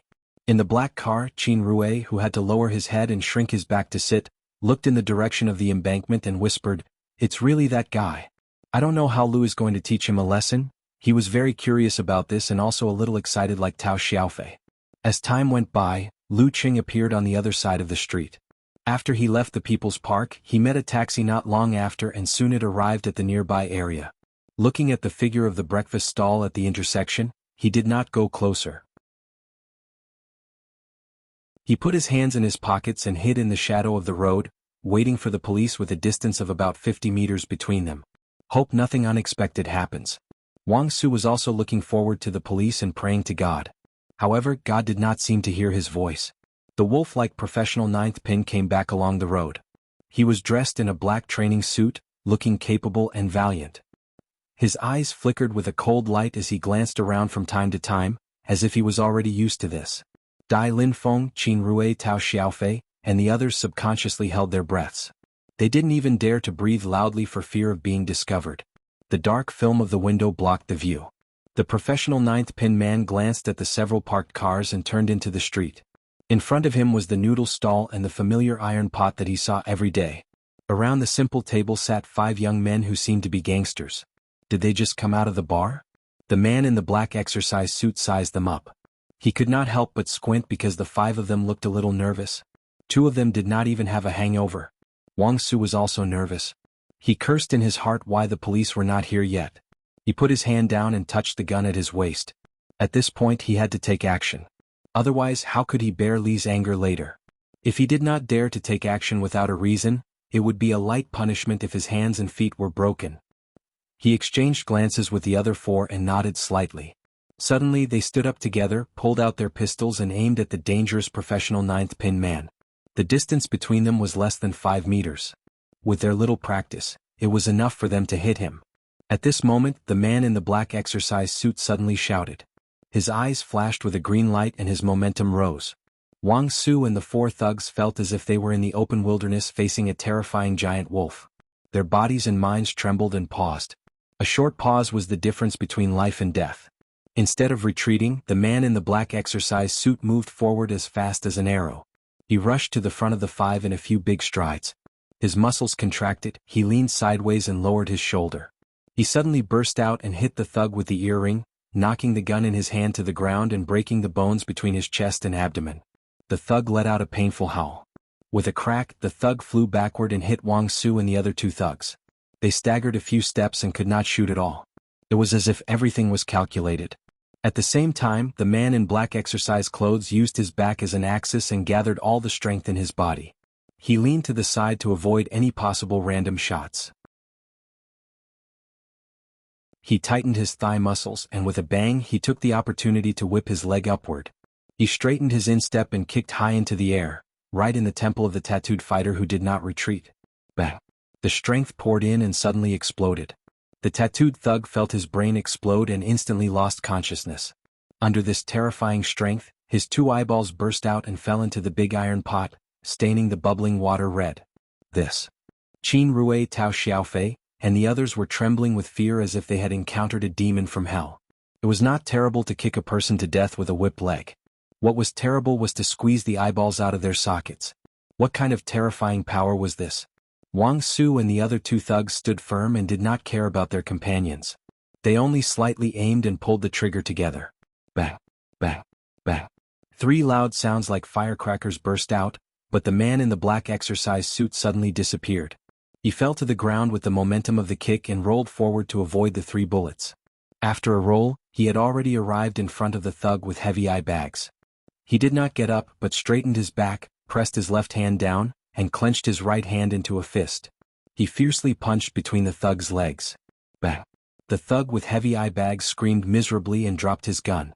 He covered his crotch with both hands and rolled on the ground. Blood and urine kept flowing out.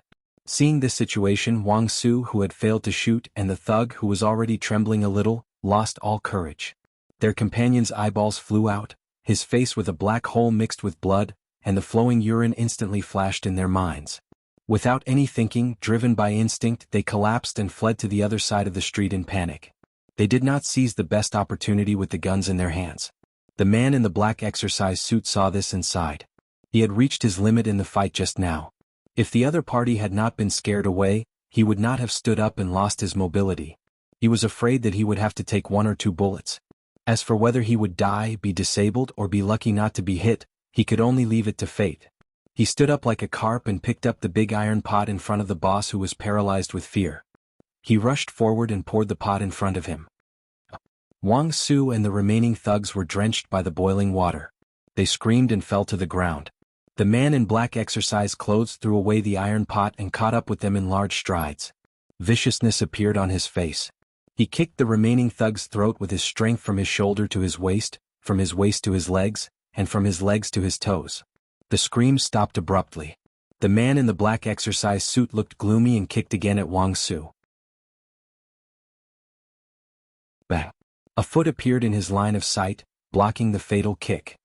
He raised his head and saw a teenager in a white martial arts suit with black edges. Lu Cheng. In the car, Qin Rui suddenly sat up straight and hit his head on the roof.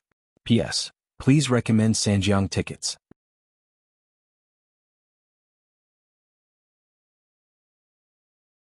Chapter 91. Lu Cheng. Qin Rui, who was more than 1.9 meters tall, never liked compact cars because he had to lower his head to sit in them. But at this moment he completely forgot about this. He straightened his back and hit his head on the roof of the car. Instinctively he began to grimace. However, all this could not diminish the shock, astonishment, and confusion in his eyes. Did I see it wrong? The one standing in front of the man in black exercise clothes is actually my high school classmate, Lu Cheng. Why is he here?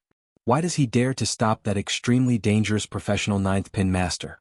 Didn't he see that someone was kicked in the temple by that horrible devil, and his eyes burst out? Didn't he see the hideous scene of feces, urine, and blood on the ground? He has only practiced martial arts for half a year. He is simply reckless. Qin Rui subconsciously wanted to go out and help, to save the high school classmate he had just met a few days ago. However, the horrifying scene just now replayed in his mind, and a huge fear gripped his heart tightly, making him not dare to move in the slightest. He could only watch helplessly. Lu Qing. In the BMW car, Tao Xiaofei's eyes almost popped out. He held his female companion's hand and squeezed it so hard that she jerked back and cried out in pain. For Tao Xiaofei, Lu Qing's appearance in such a scene was a very sci-fi thing. He had no reason or strength to participate in such a terrible conflict. When the man in black exercise clothes punched his opponent's lower part, he was so scared that he almost lost control of his bladder. How could a good student like Lu Qing dare to face the strong man who was like a devil? Tao Xiaofei seemed to be able to imagine Lu Qing's miserable end. Incontinence, broken bones, and maybe even missing some parts. He had a feeling that he could not bear to look at it directly. He turned his head, took out his phone, and planned to call the police. Lu Qing, I don't have martial arts, so I dare not stop you. I can only do my best to help you. From calling the police to sending the police to arriving, Lu Qing probably died 17 or 18 times.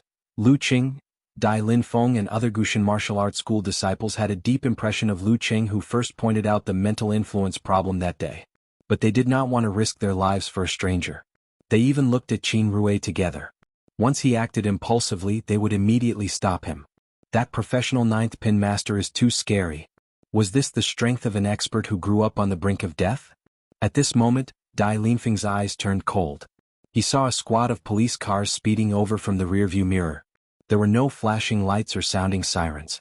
The police car is here? But it's too late. This is a one-way street because of the random parking. They'll need at least 1 minute to get here. In that time, the rookie Lu Qing would have been beaten to a pulp. Literally beaten to a pulp. His thoughts wandered. Stepping on the wet ground, Lu Qing didn't know why he was here. According to his original plan, the most he would do was to give Wang Su a hand and not fight to the death with such a terrifying enemy. However, when he saw Wang Su being drenched in boiling water, falling to the ground and screaming, and the familiar face distorted beyond recognition, his blood rushed to his brain and he became impulsive. He followed the shadows on the side of the road and approached quickly, finally blocking the fatal kick. Since he had already made his move, he had already faced the terrifying expert who had taken his life with one move. He immediately threw all his hesitation and thoughts to the back of his mind. He calmed his mind, guarded his dantian, and entered meditation. He allowed his thoughts to freeze and turn into condensed water. This will be a real life and death battle with no referee or audience. The winner lives, the loser dies. If he didn't have the actual combat experience when he saved Wang Su, he might be trembling with fear or unable to concentrate. Fortunately, the worst situation didn't happen. He even had the advantage of knowing the enemy. He knew that the enemy had a secret mental skill, and that the police could come at any time. He knew that the enemy wouldn't be willing to fight for a long time. Correspondingly, the enemy didn't know anything about him. This might be the hope of his survival. The thought flashed through his mind. But in an instant, Lu Qing pressed the tip of his tongue against his teeth and constantly adjusted his muscles. He was ready and had a strategy to deal with the enemy. He would fight with the mercurial balance and force the enemy to retreat on his own accord. Seeing an energetic teenager with calm eyes blocking his way, the man in black exercise clothes snorted and his momentum rose again. A green light flashed in his eyes and he planned to end this quickly. Lu Qing suddenly felt that the scene around him had changed. From the streets flowing with boiling water and blood to the empty and desolate wilderness, a giant wolf howling at the moon, evoking the hidden fear and horror in his heart. He had expected this, so he didn't force himself to resist his emotions. Instead, he bit the tip of his tongue. The tingling pain came and the illusion disappeared. In front of him was the man in black exercise clothes. He shook his left arm like a big spear and stabbed at Lu Qing.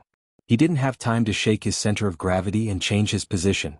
Lightning struck in his mind, fire set the prairie ablaze and the snow mountain collapsed. Lu Qing directly blocked with mega avalanche and lightning and fire stance. He didn't take the posture of lowering his waist and legs so as not to stabilize his center of gravity and lose his agility. Bam! Lu Qing's right arm just blocked the fist of the man in black exercise clothes. He felt a tingling pain at the place where they touched, as if dozens of steel needles were inserted into his flesh and stirred continuously. Even if this punch cracked his bones, he was mentally prepared to endure it. But now, the sudden and extremely sharp needle-like pain made him feel as if he had touched a hot iron pot unexpectedly. Under human instinct, his right hand suddenly swung to the side. With this swing, his chest and abdomen were exposed. The man in black exercise clothes, who had used his unique skill from the very beginning, didn't show any mercy. He pulled back his right fist slightly and immediately shot it out. With a crisp sound and explosive force, he hit Lu Cheng's chest. The whistling wind blew in his face, like the announcement of death. Swinging his center of gravity, Lu Cheng exerted force on his right foot and suddenly turned his body to the side. He narrowly parted the punch and saw it brush past his chest. If he had chosen to lower his waist and legs, he would have been seriously injured even if he didn't die. In this situation, Lu Cheng didn't even think about it. He quickly stretched out his left hand and accurately grasped the right wrist of the man who didn't have time to withdraw it. He was about to lift and shake it. This was one of the moves of the big and small hand wrap, imitating the snake catcher. If a poisonous snake was shaken like this, all the joints of its body would be shaken open. If the enemy was shaken like this, all the joints of the arm from the fingers to the shoulder would be shaken open. Mercurial center of gravity? The man in black exercise clothes didn't have time to be surprised. His chest and abdomen suddenly swelled and contracted. His throat squirmed and his mouth opened, letting out a roar that seemed to come from the deepest part of the darkness. Dark. With a buzz, Lu Cheng's ears vibrated, his mind roared, and his vision became blurred. The strength of his left hand subconsciously dispersed, and his center of gravity involuntarily lowered. The man in black exercise clothes pulled back his right hand and crossed his left arm in front of his chest. Then he drew an arc in the air, like a spear full of power, and hit Lu Cheng's neck with a bam sound. If hit by this move, he would definitely die. Under the danger, Lu Cheng's hair stood on end instinctively. Because the man in black exercise clothes pulled back his right hand and pulled his left arm, he recovered part of his consciousness in an instant. He forced himself to endure the pain of dizziness and didn't have time to hide anything. He hurriedly raised his right hand and hammered in the narrow space. He directly used the inch force to block the incoming fist. Bang! A short and vigorous force burst out. A flame was ignited and spurted out, burning the surface of the man in black exercise clothes' fist. The inch force short fight, the supernatural ability of fire. Under the instinctive reaction of the human body, the man in black exercise clothes seemed to have accidentally touched the flame of the candle, just like Lu Cheng just now. He subconsciously swung his left arm to the side. Lu Cheng seized the opportunity and gathered all the strength in his body, passing it through his spine to his thigh. He tightened his muscles and pulled out his left leg with a snap, aiming straight for the space between the legs of the man in black exercise clothes. While you're down, I'll kill you. The expression of the man in black exercise clothes suddenly changed. He didn't have time to defend himself, so he could only squeeze his legs inwards as if he was holding his bladder. He formed the first line of defense with his thigh muscles. At the same time, he lowered his body and pressed down with his right hand like a claw, forming the second line of defense. Bang! Lu Cheng kicked the muscles of the man in the inner side of his thigh. He didn't use force to break through the line of defense. Instead, he quickly adjusted his center of gravity and borrowed the rebound. He pulled back his left leg and his upper body shot forward. His left and right arms formed a bow shape. Lightning struck down in his mind and flames spread, bringing the collapse of the snow mountain and the destruction of the white stream. Lightning and fire stance. Mega avalanche. Bang. The bowstring was stretched to the limit. Two fists whizzed out, one from the left and one from the right. The two fists pierced the ears and tore the air. They hit the temples of the man in black exercise clothes with unstoppable force. The man in black exercise clothes pressed down with his right hand and couldn't withdraw it in time. His legs were squeezed inwards so he couldn't immediately use the iron bridge or the lazy donkey roll to dodge. He could only sweep his left arm out to block the two fists. Bang! The man in black exercise clothes waved his left arm in a hurry. Lu Cheng directly blocked the left and right arms of the man in black exercise clothes. His two fists still had the momentum and hit the man in the left and right temples loudly. In the air, there seemed to be a dang sound echoing. The man in black exercise clothes' eyes bulged and almost fell out. Traces of blood flowed out of his nostrils, ears, mouth, and the corner of his eyes. Gradually, his spirit faded away. His eyes were frozen with fear and unwillingness. Lu Cheng's left foot touched the ground and withdrew his fists. He looked straight into the eyes of his opponent and gasped for breath. He was more tired than if he had fought 100 matches. I killed someone. A battle between life and death was completely different from what he had expected. There was no probing, no holding back, and no ultimate moves left for the end. There was only an eruption of full strength from the beginning, and only a life and death struggle between life and death with every move. Unless it was a trap, no matter who wanted to leave their ultimate move for the end, it was very likely that they would never be able to use it. This was because the opponent wouldn't cooperate. They would only think of creating an opportunity in the shortest amount of time to deliver a fatal blow. A long night was fraught with dreams. If it wasn't for the fact that the opponent didn't understand him at all, didn't know that he had mastered the mercurial balance and the supernatural ability of flames, and was prepared for his secret psychic arts, he would have died at least 2 times due to his lack of determination and full strength at the beginning. Of course, the man in black training clothes was unwilling to give up. The few ultimate moves he used just now belonged to his mercurial balance and supernatural ability of fire. He didn't have the chance to use his Death Sect or Dark Sect fighting style that was comparable to 24 Blizzard strikes. This was a real life and death battle. 3 to 4 moves, 1 life. The light in the eyes of the man in black exercise clothes completely disappeared. His body went soft and collapsed. Blood flowed out of his 7 orifices and he died with his eyes wide open. Qin Rui had been staring at the battle scene. Due to the distance and the fact that the man in black exercise clothes had blocked most of the details of the battle, he could only vaguely see that Lu Qing didn't fall as expected. It can't be. He really has some strength? Qin Rui was surprised and puzzled. While his thoughts were going through his mind, he suddenly saw the man in black exercise clothes stop moving and stand at the same spot. Lu Qing is dead? His heart tightened and sorrow welled up in him. Subconsciously he wanted to open the car door. However, at this moment, the man in black exercise clothes in his line of sight fell limply. Little by little, the figure in the white martial arts suit with black edges was revealed. It revealed the young man who was slightly out of breath but still as calm and composed as ever. It revealed the face that was both familiar and strange to him. Qin Rui's hand froze on the handle of the car door. All he felt was that all the sounds around him had disappeared. Lu Qing, he called out this name just like how he did at the beginning. However, it sounded like he was sleep-talking. P.S. Based on everyone's request, this article has been updated in advance. Please recommend and vote.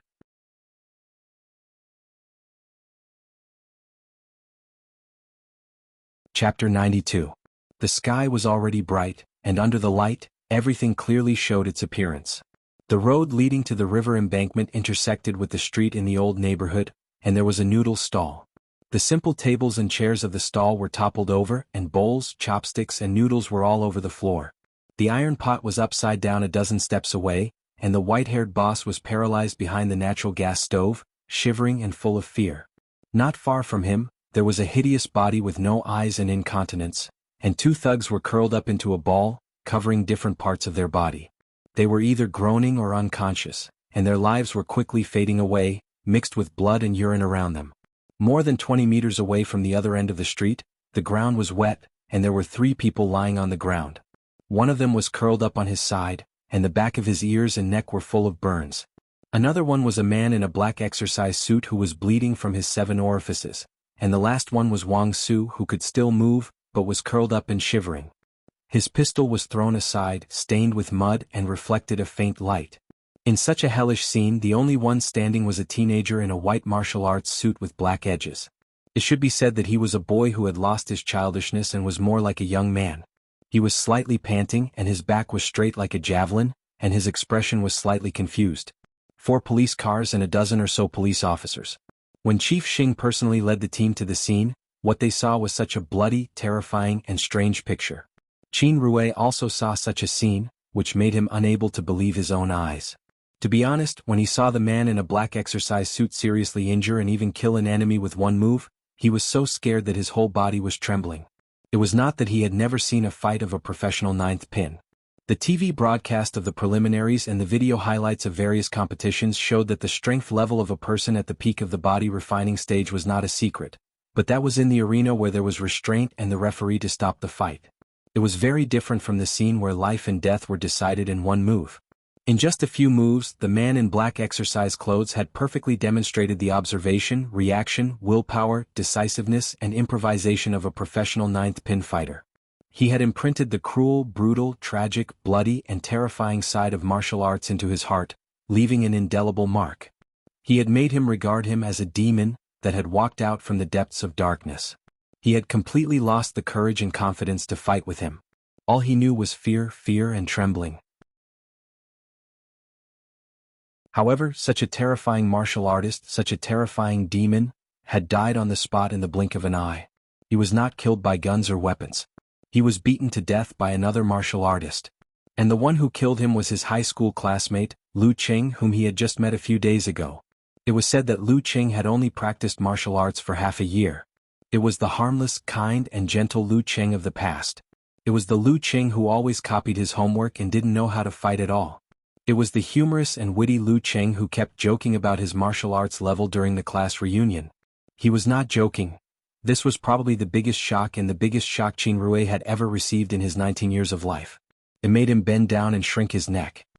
He froze beside the car window, his eyes reflecting the young man in a white martial arts suit with black edges. Damn it, I seem to have said that he should show some of his skills when he was free. And now he really did show some of his skills. Between two moves, the demon was killed. Lu Qing, Tao Xiaofei almost stuck his face to the car window to see the appearance of the figure clearly. But no matter how he looked, it was his former classmate Lu Qing. The man in black exercise clothes had caused great fear to him. He had almost lost control of his bladder and lost control of his bladder in the car. The scene of eyeballs bursting out of their sockets kept flashing in his eyes, and the scene of someone being hit in the groin kept replaying. He felt that under normal circumstances, this was the limit of the human body's peak. It seemed that he was completely invincible. But now, the invincible person was lying on the ground, like a monument that had been crushed by someone. This person was someone he knew, someone he had never thought of. He had been hiding his skills in high school? Tao Xiaofei completely forgot that there was a charming beauty behind him and couldn't help muttering to himself. Fortunately, I have never offended him. Fortunately, I didn't agree to Brother Feng's suggestion to help teach him a lesson. That's not right. What's the benefit of hiding his skills? People who know martial arts are everywhere. What's the point of hiding? Wouldn't it be better to show off? Damn it. Could it be that smoking and drinking would have such an effect? How the hell did I dare to be rude to him at that time? Can our relationship still be salvaged? Thinking about it, Tao Xiaofei didn't dare to get off the car, approach Lu Qing or say hello to him. He felt that if he really did so, he was afraid that he would pee in his pants when Lu Qing looked at him. He would really pee. Dai Linfeng and the other disciples of Gushan Martial Arts School were not as shocked as Qin Rui and Tao Xiaofei, who had been classmates with Lu Qing for 3 years.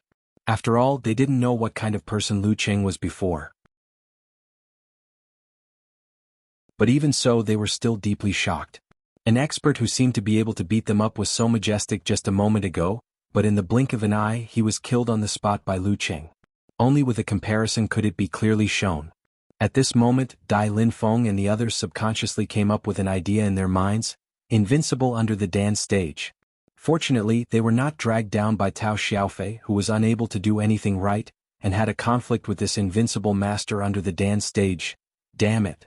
How could Mingwei Martial Arts School be so lucky to have an accident and narrowly avoid the competition with Lu Qing? The cold wind blew and the smell of blood came. Director Xing Qingwu looked at Lu Qing, who stood out among the wounded and the dead. He couldn't help but be stunned, but soon came to his senses. He waved his hand and said to his subordinates, who pulled out their guns and aimed, "Don't be nervous. He's one of us. Quickly protect the scene and see how many are still alive. Cooperate with the ambulance that will arrive soon to rescue the wounded." Before the departure, the experienced director felt that if there was an accident, there would be several casualties. So he directly contacted the hospital and asked the ambulance to come at the same time. It was better to run away than to waste the precious time of saving people. After the order, he looked at Lu Qing, who was still a little stunned. He quickly approached and said loudly, "Lu? How are you? Are you okay?" Director Xing, I was angry and couldn't help but hit him. Lu Qing calmed down slightly and hurriedly explained, "I'm the only one who beat him up. He did all the other things." Director Xing nodded and turned to the few high-ranking subordinates who had followed him over. "Arrange for people to record the testimonies of the witnesses and find more witnesses. This is Xiao Lu. He was the one who called the police today. When he got the news, he reported it to me through an elder. I felt that time was tight and might not make it in time, so I entrusted him, who was nearby, to come over and see if he could save a few lives. He's a good student who acted bravely for a just cause." Entrusted? When did Director Xing entrust me? Lu Qing was stunned but tactfully did not refute. Director Xing issued orders one by one and arranged them in an orderly manner. When the ambulance arrived at the scene, he said to a policewoman, Anyway, we still have to follow the procedures. You record Lu's testimony. Don't show favoritism. Do it strictly according to the rules. The policewoman curled her lips when Director Xing was not paying attention. You said no favoritism, so you must do it. And you have already decided, haven't you? A good student who is brave for justice. Besides, if we really follow the procedures, we have to take him back to the police station to record his testimony. By the way, this is my phone. You can check the call record. It can prove that it was Lu who called the police through an elder. I also talked to him. Director Xing handed over the phone. The policewoman took it and said to Lu Qing, Lu, let's go to the car to record the testimony. Lu Qing nodded and followed her to the police car in silence. He was a little depressed. I killed someone, a human life had been taken by his own hands just like that. This feeling is really complicated. However, the shock of personally killing someone was neutralized by the bloody scene made by the man in black exercise clothes. It was diluted by the bursting eyeballs and the rolling figure covering the lower part of his body. It made him feel a sense of chivalry. He didn't feel so guilty and didn't have so much shadow in his heart. Wang Su. He seemed to finally wake up and turned to look at Wang Su, who was being carried to the ambulance. Wang Su was shackled by the handcuffs. His vision was scattered and he trembled in fear. He was like a frightened cub, trembling non-stop. After going through the scene just now, his courage is gone. It's hard to say if there will be any mental trauma, but I'm sure he won't dare to fight in the future. This is good. At least after he gets out of prison, he can resume a more normal life and won't be involved in underworld matters. Well, the burns are concentrated in the back, so he won't be disfigured. Director Xing noticed Lu Cheng's gaze and said with a smile. Obviously, no boss would want to keep a thug who didn't dare to fight anymore. That's fine too. Lu Cheng repeated this sentence, took a deep breath, and came to the side of the police car to accept the policewoman's questioning. From his name, age, school and other personal information to the cause and effect of today's incident, he answered honestly and honestly. He only blurted out one thing and added a sentence. What he blurted out was his relationship with Wang Su. He described them as ordinary childhood friends who hadn't had much contact for more than 3 years. They had only met twice recently. He told Wang Su that his master was a mighty one with physical invulnerability. He added that he was sent here by Director Xing. After regaining his ability to think, he understood Director Xing's intentions. Of course, feelings of fear, lingering fear, trembling, melancholy and other feelings came one after another. It was quite complicated. I can't be so impulsive in the future. Today I almost died on the spot. I walked the line between life and death a full 2 times.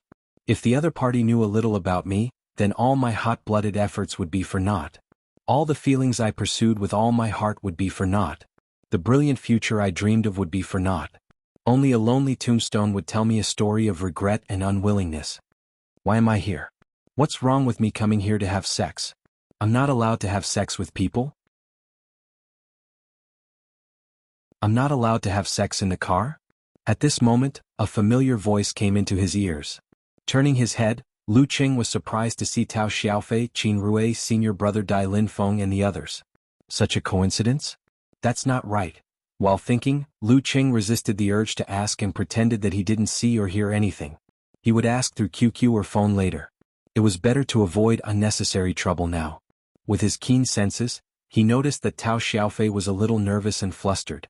However, after witnessing such a scene, it would be strange if a normal person wasn't nervous or flustered. As for coming out of the bar early in the morning and having sex in the car, it was quite in line with his style. Dai Linfeng, Qin Rui and the others' explanation was quite far-fetched. They said that they received a call from Tao Xiaofei and came to meet him.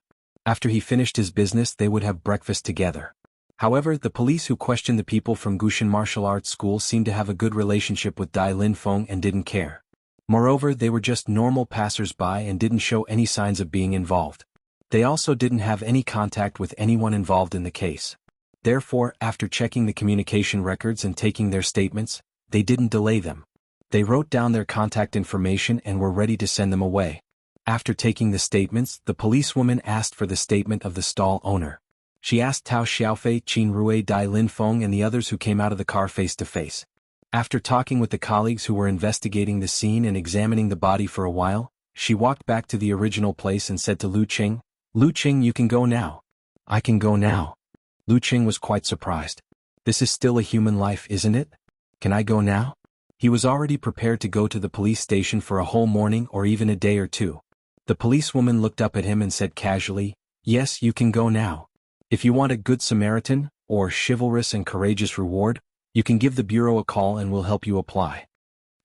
Lu Qing was suddenly speechless, but since he didn't have to go to the police station, he was happy to do so.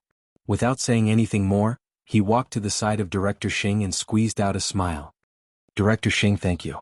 You don't have to be so polite. Just call me Uncle Xing. A great teacher produces great students."